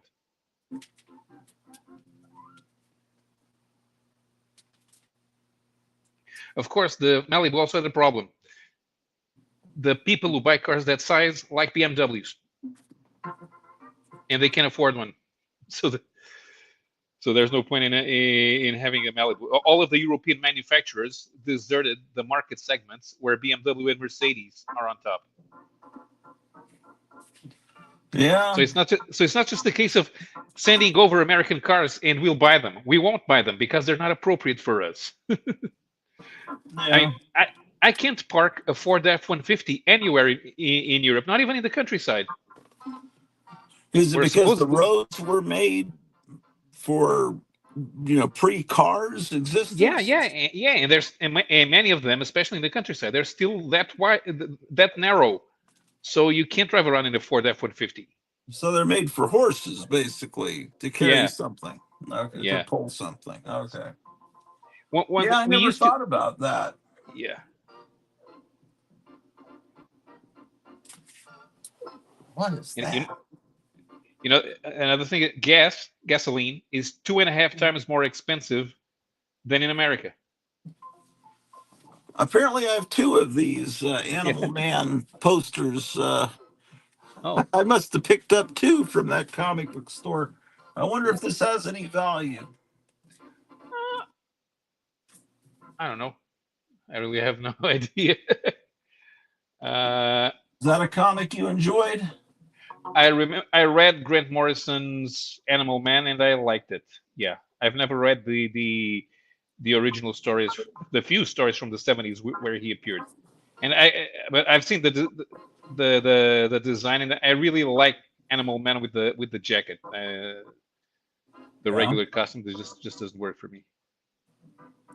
The Dave Stevens print from long ago.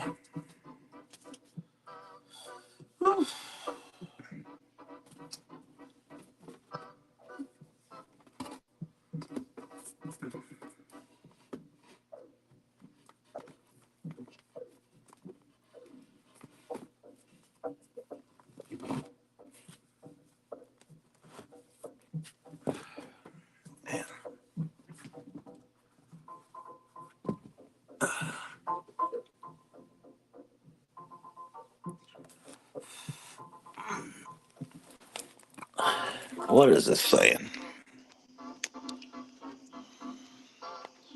Little Sammy Yates does comic book crazy. That Spidey is a beauty. Paulo stores comics like an old school reader collector. Nice, easy access. Always like to have a short, untagged stack or two around to go through, read through. Yeah, Yeah. I Although, kind of wish that bags and boards had never been invented in a way, because then, it's just that keeps you from easy access just to reading the stuff. yeah, I used to be able to a flea market and buy cheap paperback novels. But now even those come bagged.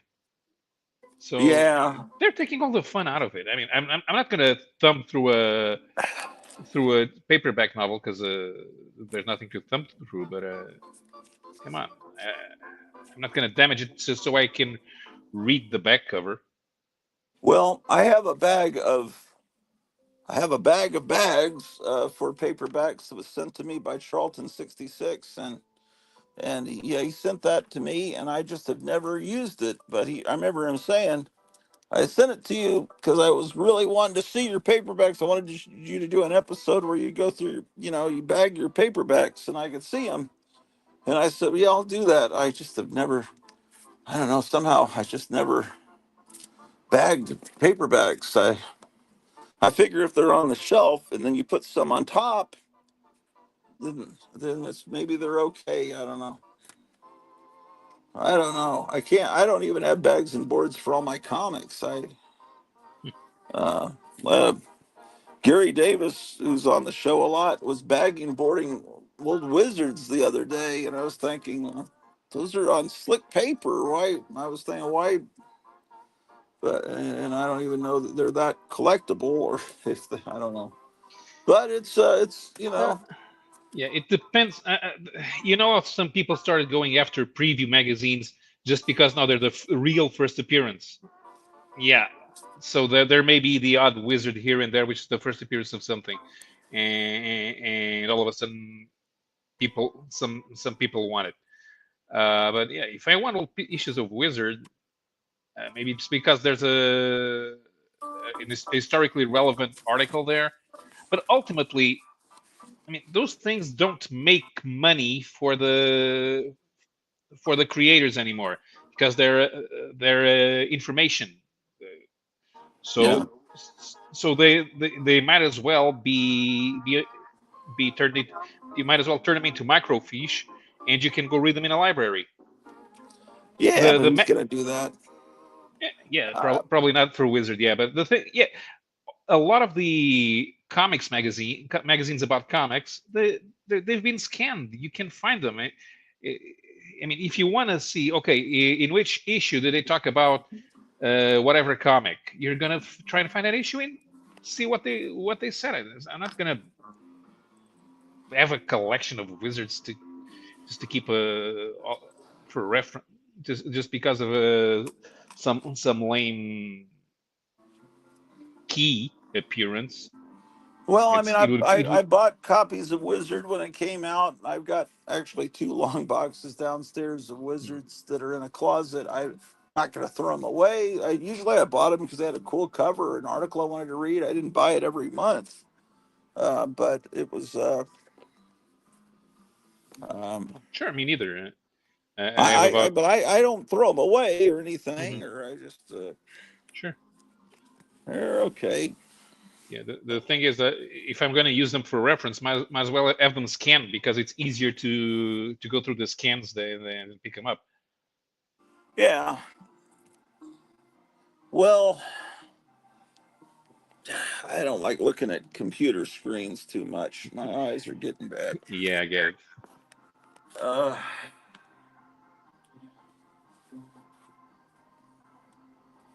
okay, let me see if there's some Charlton books I need to file while I have the Charlton box out. I have the last box of my collection ends with probably like Young All Stars, or I don't know what's the last comic in the price guide. Zot. They made a comic book out of Zat, Z No, A A no, T. No, or ZOT. ZOT. ZOT. It's called Zot. It's Well, by that's an the guy. underground comic, isn't it? Yeah.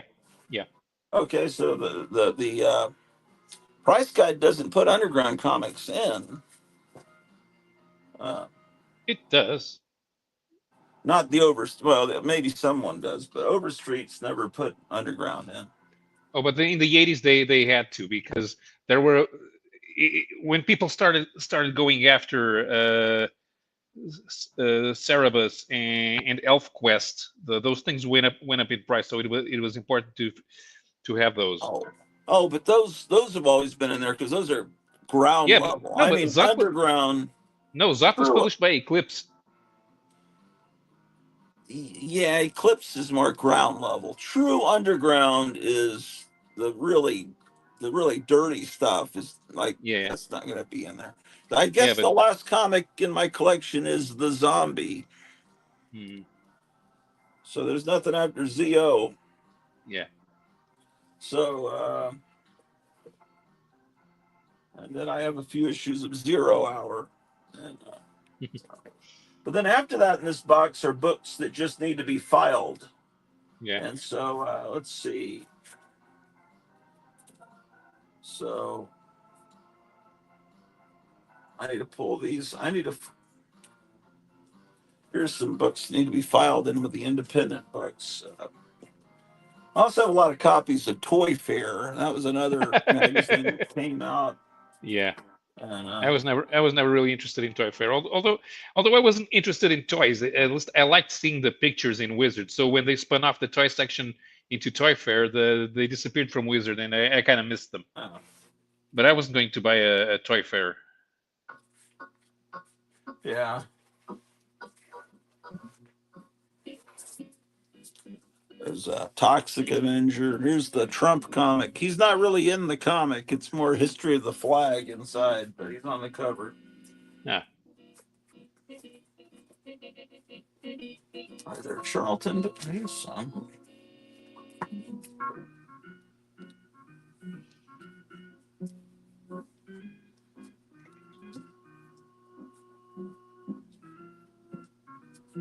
Oh, here's some Spider-Man comics that are. What number is this? This is number 63. It just doesn't have a cover.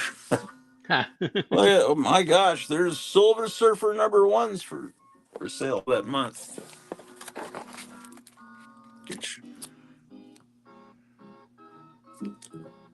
That's why these ads are cool. And a full page ad for the new issue of Not Brand Ech.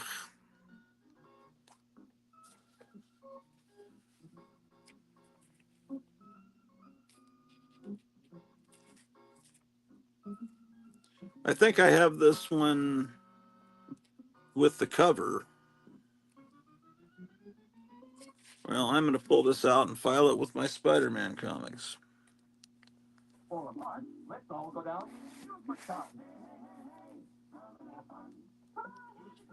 Here's, I don't know. I think this is a 9.8 candidate. This came in a big pile of comics. Doesn't have a back cover. Ugh, that doesn't look too good. Yeah. Yeah. Well, it is. As long as the story is intact. Oh yeah, but it isn't, because they cut out. What would this have been down? Oh, sorry. I think this may have been the only thing I can think of that would have been down at the bottom here would be like the list of stations that played Marvel superheroes cartoons. I don't know what he could have cut out at the bottom. Down. Oh, maybe it was Yeah. the new members of the Merry Marvel Marching Society. Maybe is I don't know. Which issue is that? It's 95. It's where he goes 95. to England. Yeah, I'm gonna go to read comic online just to see the what was there. Yeah, okay. Oh, this is perfect because I needed a reference for this. So I can paint Myers back cover. He wants a moon monster. So I'm gonna this okay, excellent. I'm glad I went through this. So I'm gonna start with the back cover. I'm gonna do the moon monster first, then I'm gonna do the front cover of his absolute Batman book. I got to get on that. I've been delaying it too long, man.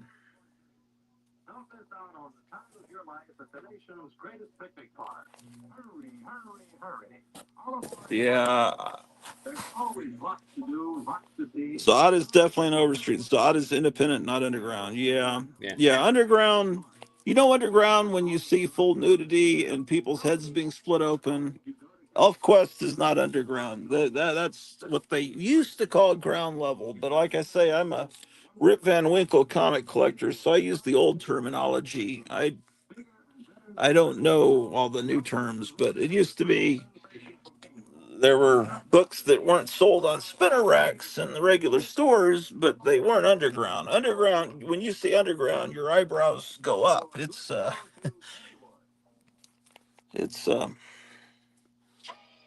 yeah, Zod wouldn't have been sold in a head shop. Right. Gotham's the first one with McFarlane Spider-Man cover is a little valuable. First, oh wait, okay, well, I missed some. Yeah. Yeah. Wizard. Um, Library says, yeah, the bag paperbacks at shops is a bummer, but I guess it's good if you have a paperback worth $300. Yeah, then it makes sense. They do that at half price books. Gotham City Comics says, I have a sealed Wizard here, and it has a Madman and Milk and Cheese board game inside. First one with McFarlane Spider-Man cover is a little valuable. Yeah, I don't know. Like I just saw one over there in one of those oversized boxes. I don't know why it was there. It had a photo cover from X-Men 2.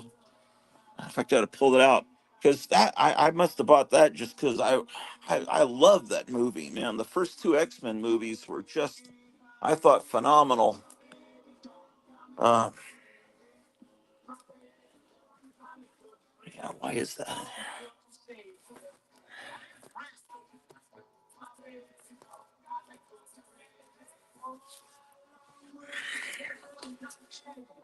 Yeah, I mean, I thought that movie was great.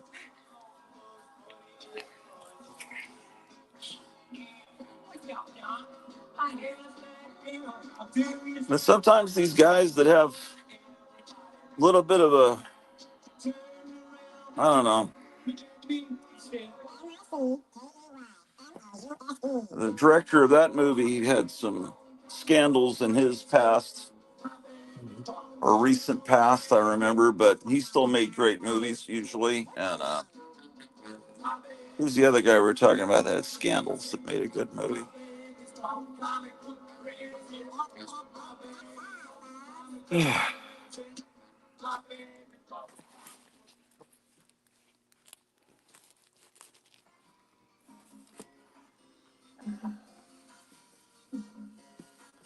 I flew in over Biscayne Bay on Flight 33. Believe me, Miami skyline looked good to me. Took a cab downtown on Biscayne Boulevard. What a wonderful sight. Saw a palm tree in every yard. Miami, it's great to be home. Miami, I'll never more roam. Just sit in the sun. Do you do any art, Paulo?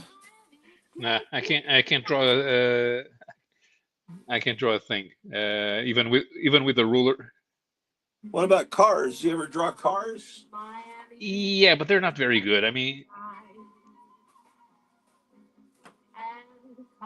I used to be able to draw racing cars from the '90s. I could I could I could draw a pretty good imitation of a Dallara Formula 3, but but it was a total a side view. I can't do it from a three-quarter angle. Yeah. Miami, it's great to be home. Miami, I'll never more roam. Just sit in the sun and listen to fun. Miami, it's great to be. Yeah, I remember reading somewhere someone was talking about the hypocrisy of Overstreet.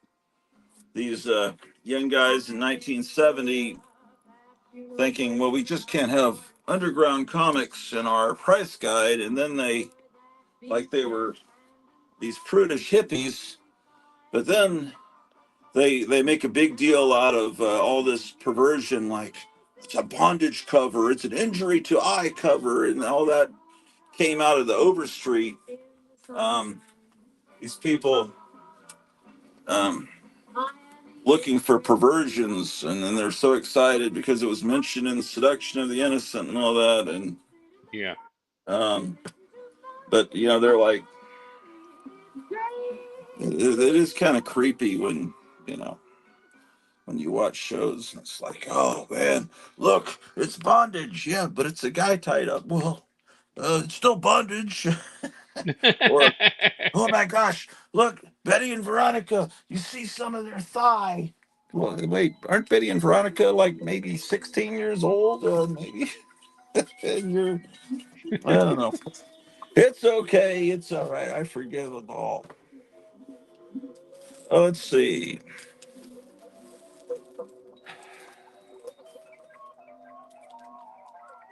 Okay, I'm going into my independent comics like Gumby Going to Hell in Gumby's Winter Fun issue. It's from Comico.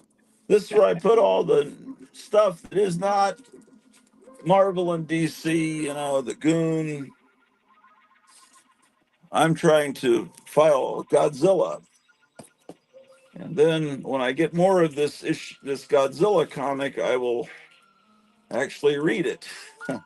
Because I've got issue 1 and I've got issue 3, and now I've got to get issue 2, and I'm probably issue 4 will be out before I know it. Then I'll pull these out and read the whole story. Okay, so that's that. Let me get these in order.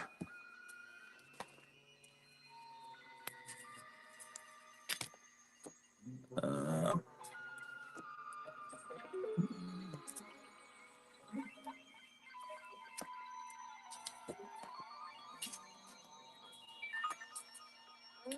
okay.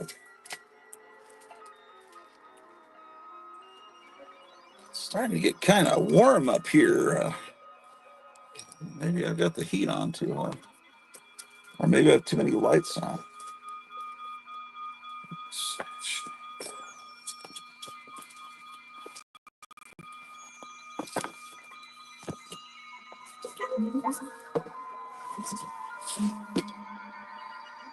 There's another box I have that has Dave Stevens stuff in it. Oh, where is that? Do you know what's that thing that's playing right now?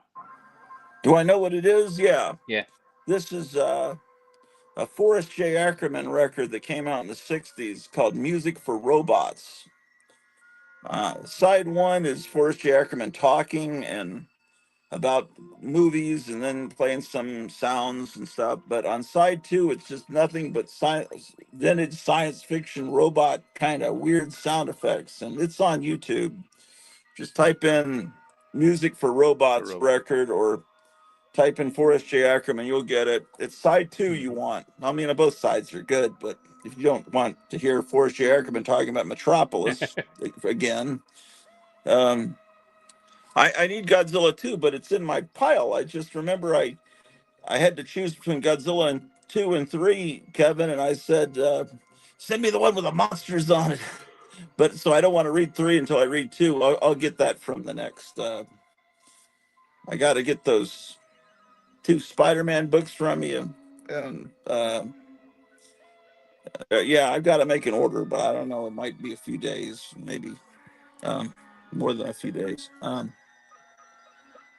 What are these humans talking about here? Yeah, I think there was one underground price guide like 40 or 50 years ago. Not sure that they updated it. Yeah, it's you mean this one? um, yeah, I don't think they ever updated it. But this is not from Overstreet. J. Kennedy. Yeah, it's done just like Overstreet, but no, it's never updated. Uh, it's the underground world is confusing because a lot of the books were kept in print perennially, and there were 4, 5, 6, 7 printings, and the way you tell the difference by prices, that was always more confusing. Now regular comics are probably far more confusing with coming out with 50 different TNA covers. and it's I don't know how a price guide even works now. How you could even do that. Yeah, It's that like some normie today picks up a Spider-Man 2. Those I see Spider-Man 2's worth thousands, but no, there's like 800 Spider-Man 2's because they've started the comic over and over again with 50, 60 covers every time. Yeah, it's ridiculous. Brian Singer hasn't really done much of anything recently, has he? I don't think so. Meyer, yo, I'm back in the chat. Return from my morning patrol. All is well. Did you say you need guts? Hey, Meyer Greenblatt says Library 88. Yeah, that Underground Price Guide. Haven't seen that in years. Nice copy. Okay. Yes. Conan.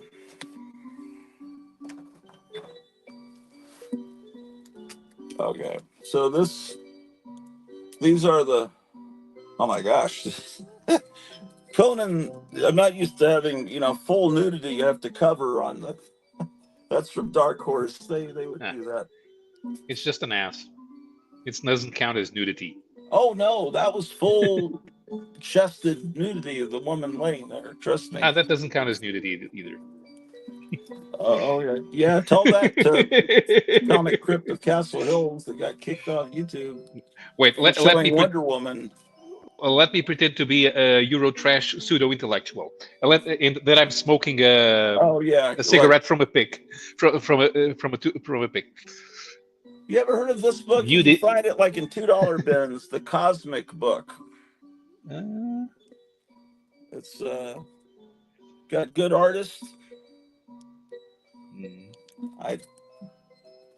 Okay, so I'm trying to file this. The guy who did the music for the Forrest J. Ackerman album did the theme song for a movie called Sex World. Who did what now? The guy who produced the music for the Forrest J. Ackerman album. Oh, he did that? Yeah. Oh, that was, I think, a movie after Westworld came out. Yeah.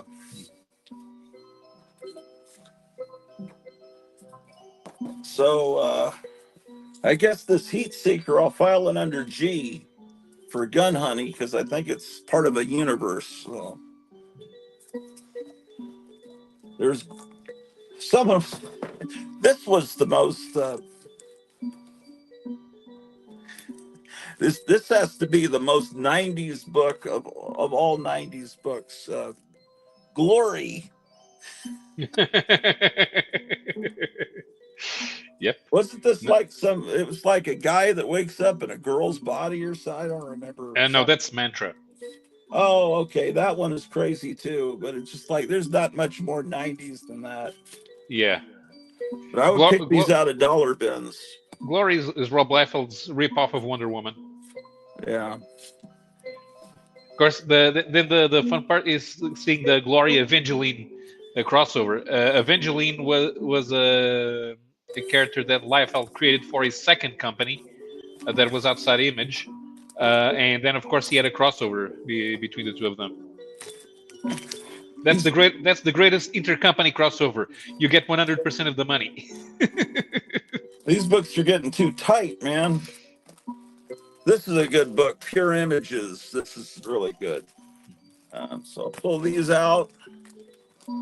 The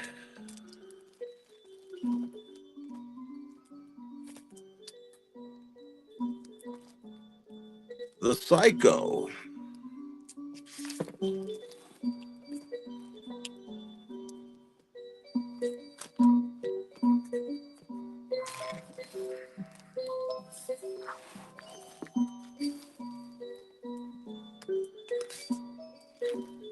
Old Johnny Quest comics.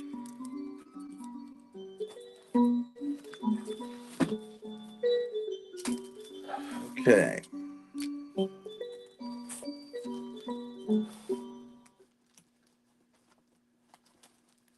Hellboy.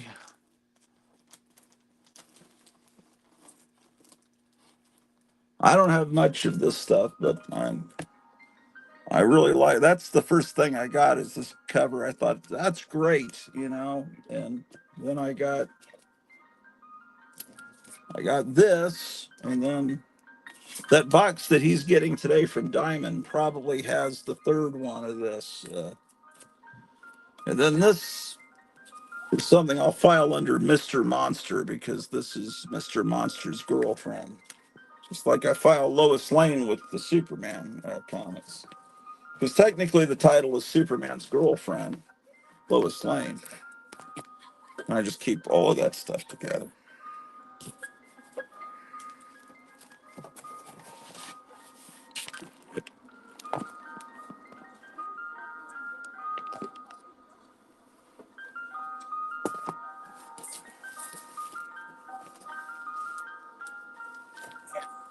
So, I don't know how Kamala Harris did this for so long, man. It's rough on your knees, man. Even with this thick carpet. So sorry for Monica Lewinsky and all those brave Americans. Let's see.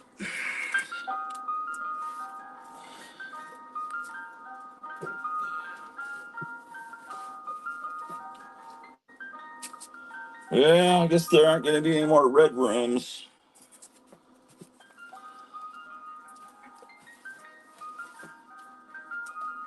Okay. What am I trying to file now? Oh, Mr. Monster.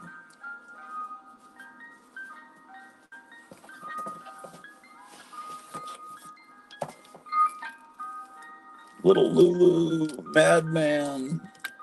Oh, yeah, you're right. This is the book. Mantra. You're right. I got Glory and Mantra mixed up. And the Glory was, 1990s.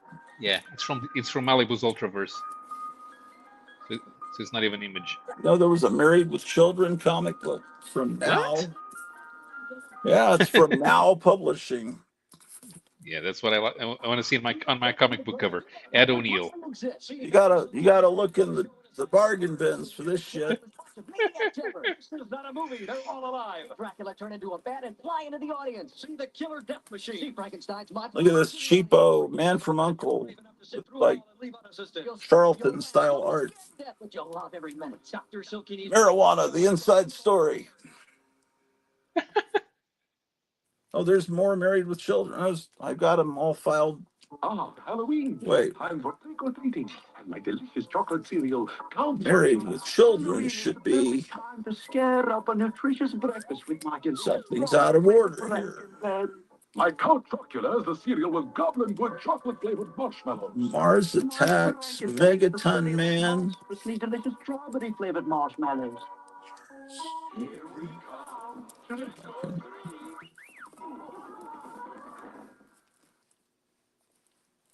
Mr. Hero. Okay, here's Mr. Monster. The star that thrilled you in Necronomicon. Mr. Monster has, I'm sorry, Michael Gilbert has TDS. A lot of these people that you admire, it turns out that Jay Stevens, the guy that does the evil looking Harvey style comics, turns out he has that. I was told that yesterday. Oh well. Maybe they'll regret it someday. Yeah, this is a comic I had no idea existed until Kevin found some in his back issue. Just what we needed. For centuries, a curse has laid upon this castle. I think this was in my pile, and he just sent it to me free. Sometimes he'll send me freebies. Men and women together in this castle with a strange, mysterious history. It is an appointment with lust. How much longer are we going to go on looking? We'll find the house. Okay. The Earl of Saxon. Oh my gosh. Oh, that's rough. Maybe I need like some cushion like they have in the Catholic Church so you can kneel and pray. See, I got this stuff like this, and so I've been kneeling down. I got this is some comic store, indie comics, you know. So let me borrow your templates, and that's where I got some of these. One act of violence follows another. Murder follows murder.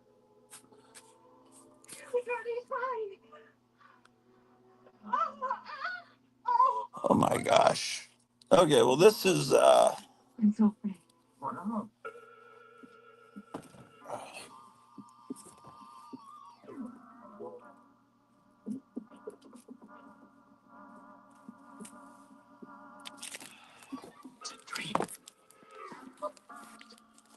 Dream. 666, the mark of the beast. Look at that guy. You know that someone made a 666 comic.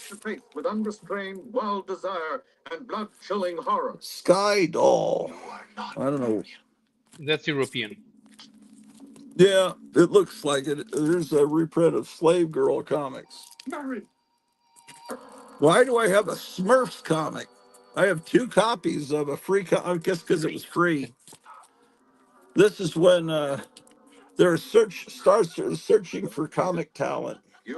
This is Saul Brodsky's son searching for new talent.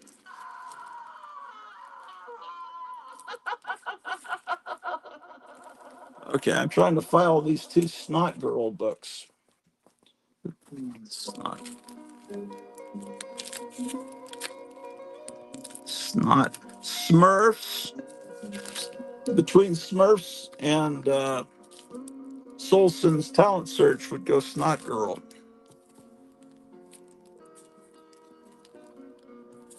Okay.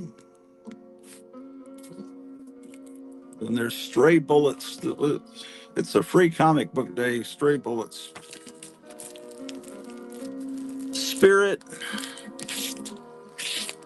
I never bought this when it came out, but years later in a dollar bin, it started to like, why did that might be interesting. Trick and the Legion of Superheroes. I'm sure it's shitty. Star Trek meets Planet of the Apes. I thought, why did I never buy that? That would have been a dream come true when I was in 4th grade. But somehow they start doing stuff for the fans, and then it becomes embarrassing. There's a Stray Dogs Creep Show cover. Stray Dogs, Stray Bullets would be before Stray Dogs. And these Al Williamson Star Wars books, about the only Star Wars I was interested in.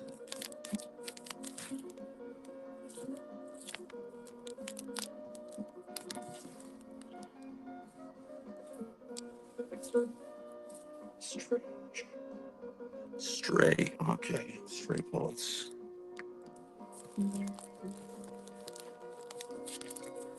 Okay, and then I pulled these books out, and I need to put them in the next box, but I can't find the next box. These are 50s reprints, probably 40s reprints too.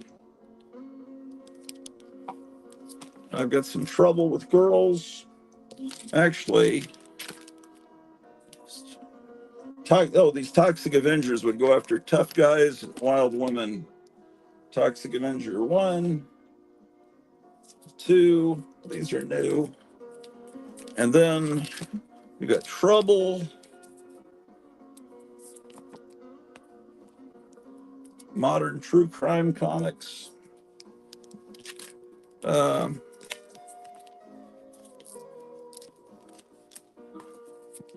This is a Trouble with Girls. That's supposed to go with those. Okay. Then here's Trump Space Force, and that'll go with Trump 2024. It's my Trump collection. And then I found this Twilight Zone with a Neil Adams cover. It's not particularly good, Neil Adams, but then 2000 AD.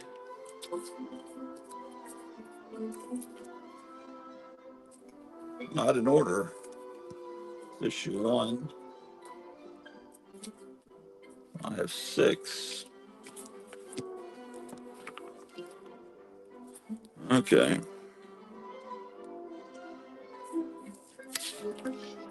Some ultra gory World War One comic. Look at this stuff. Oh, it's I guess it's got a hero, Uber. I've pulled it out of a dollar bin. I've never read it. Okay, let's go there.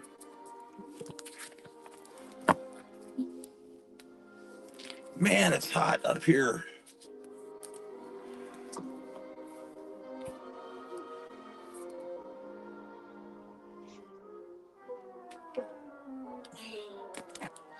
Oh boy. I did go to a comic shop a year or two ago, and he was pricing a box of undergrounds from that old price guide you have. Needless to say, I bought a hefty stack. John Gordon says, funny story with Hugh Jackman. He met some fan recently who had Jackman as a gym teacher, and they had a pool swimming day when the boys didn't want to go in. And Hugh's like, one way or another. I don't get it.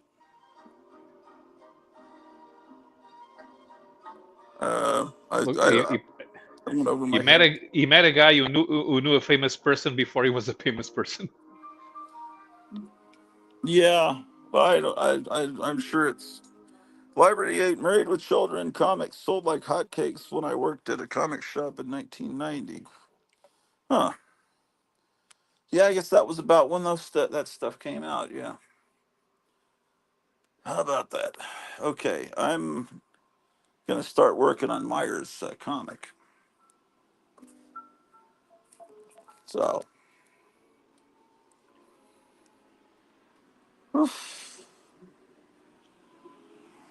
so I guess I'm not gonna get the package from Kevin today. The thing of no sleep nor no sleep nor snow this isn't real. The No, it's post up. just stuff got delayed between here and Arizona. I guess it was Mhm. supposed to be here today, but Right. no such luck. If the trucks couldn't move, they couldn't get the boxes to the Well, post office. yeah, maybe. I don't know. So here's my Hall of Presidents again.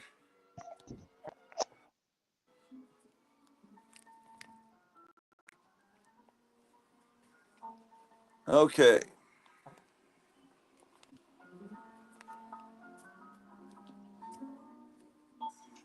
I guess I'll file this with the real EC Comics. Kind of, I don't know if it's kind of sacrilegious, but that's the only one of the new ECs I bought. I have one in a pile of stuff I'm going to get with a Christmas cover from Kevin. Haven't. That's going to be like it soon.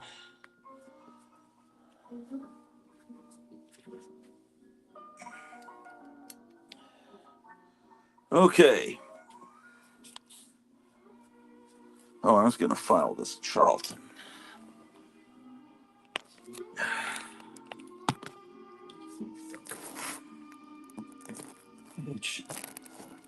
Here's Judo Master. That's a modern comics reprint. Judo.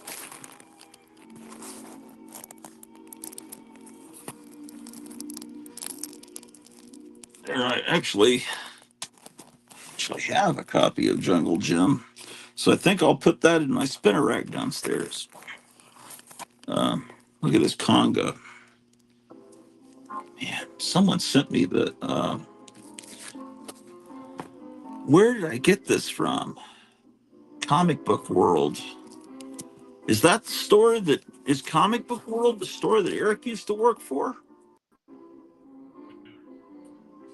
Someone sent me that conga as a present, or AOK, or whatever it was. And it'd be nice if I remembered who sent it to me. Shit, that's not very nice. Sorry. Does the sticker have the address? Huh? Does the sticker have the address? No, it just says Comic Book World. Uh, it sounds familiar. Comic Book World is someplace that I should know.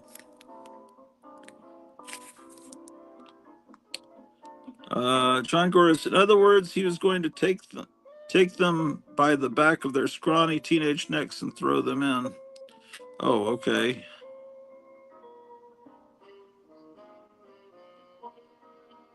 Oh, Hugh Jackman used to be a gym teacher. Oh, I had no idea he started as a. I mean, he did start. I mean, the first time we saw Hugh Jackman, he was already in his 30s, so he did have a past life. It's like, Gene Simmons was an English teacher before Yeah, Kiss. yeah. Yeah, so Lee Van Cleef was an accountant. who was? Lee Van Cleef. Oh, was he? That's Yeah. funny. Yeah, I didn't know that. Well, okay, now I understand the story. I thought maybe, yeah, okay.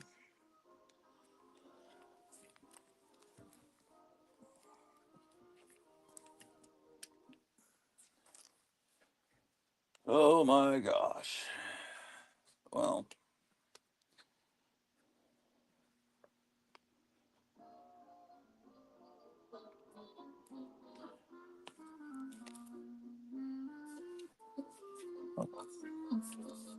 okay, I grabbed a couple of things.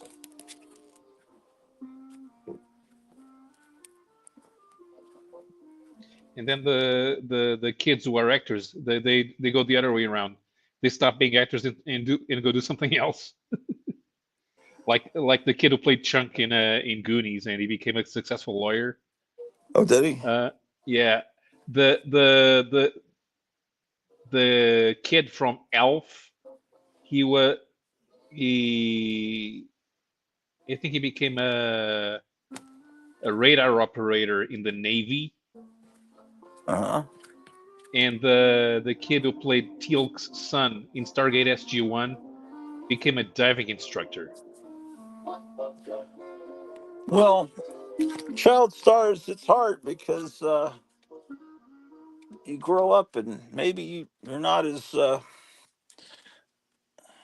you you don't look the same. you Yeah, know, uh, and if you're already an adult when you become a star, it's easier to yeah, take the and aging.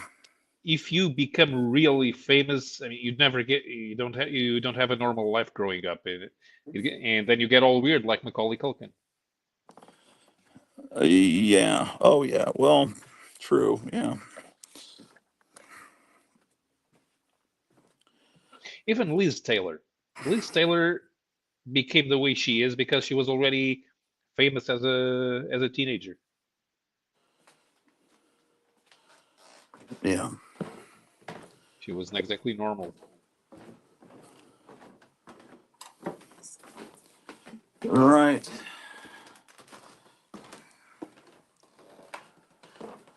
Yeah. Hollywood needs. That's a horrible place.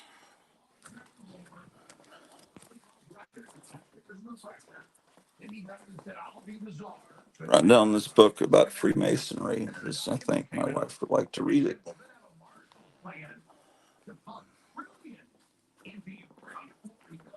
I forgot to bring the damn Spider-Man book with the moon monster out. I got to go back upstairs to get that. Yeah, exactly. Because what are the reason to create this scenario? Who's gonna win? End of the day, now apparently is hand over the hero.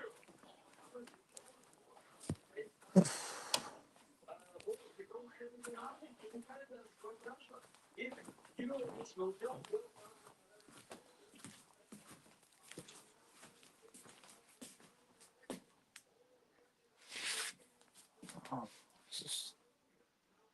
I must have duplicates of this Millie the model. Usually, something's not going to be in this rack unless I have duplicates of it or it's really severely damaged. Like, see, that is, but when you put it in, you don't see the bottom water damage, or it's a reprint like that.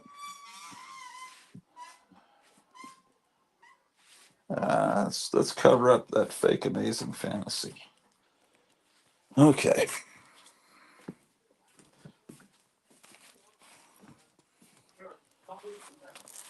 That was probably a real heavily printed issue of Jungle Gym or something. Okay, gotta go back upstairs.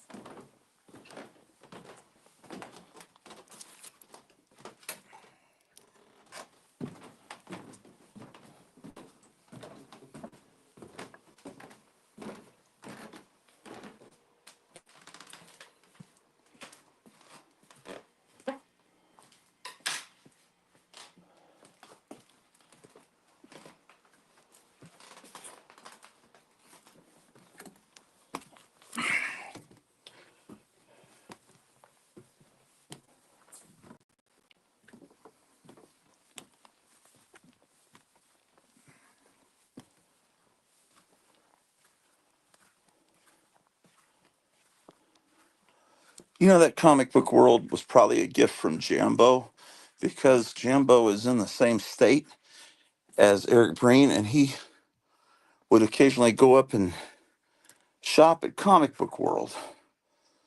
And I've got a package that I'm putting together for Jambo. I've been putting it together for a couple of, maybe 3 years, but it's gonna soon go out. Okay, I came up. Oh, now I remember why I'm up here. Okay.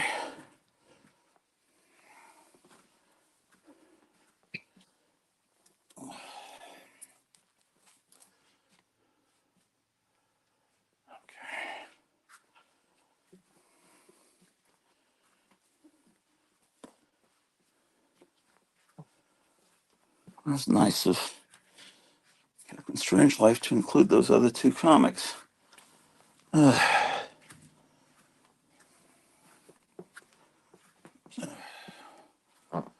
Plus, they're, probably good to have more than one comic and a, what do you call it, a butterfly mailer that cushions it.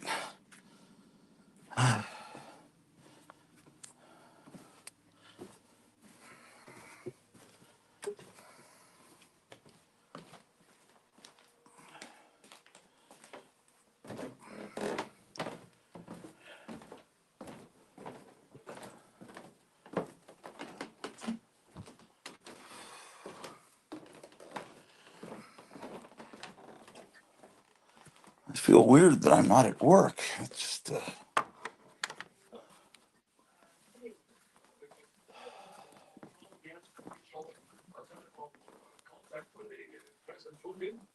I guess Trump does it his own, understanding that he need to understand how he gonna act, because anything he will disclose, anything he will arrange, can be easily sabotaged. Well, he also understands he's got to get control. He's got to get control of the government first to then make a the deal. That's what the smart money is, that the Batman is the puppet. They know he'll flip over to Trump. So I agree with you.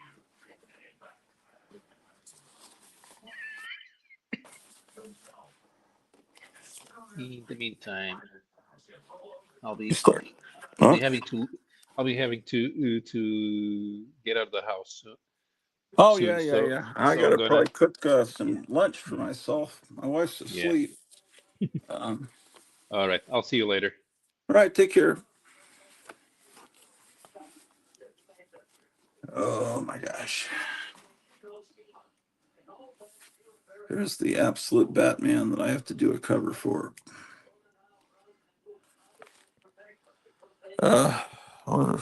We'll say, the kid from Phantom Menace just became a middle case menace to society. Really? Like a dangerous person? Yeah, he was terrible in that movie.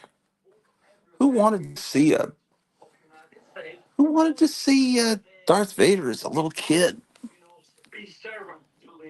And then it completely, at the end of Return of the Jedi, Darth Vader is unmasked and says, "Well, I was, you're right. I was good all along." Of course, we've seen him strangle people for the last couple of movies. Whenever they did something wrong, he would just strangle them.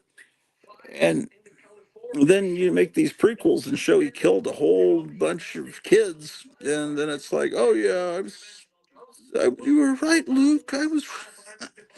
Yeah, that didn't quite work when you watch them all together. John Gross, but do you have any of those three comic grab bags still in the bag? I wish. Yeah, seems like everybody's collecting those. I would, as a kid, I would open them, obviously, and I have lots of books that once were in those bags.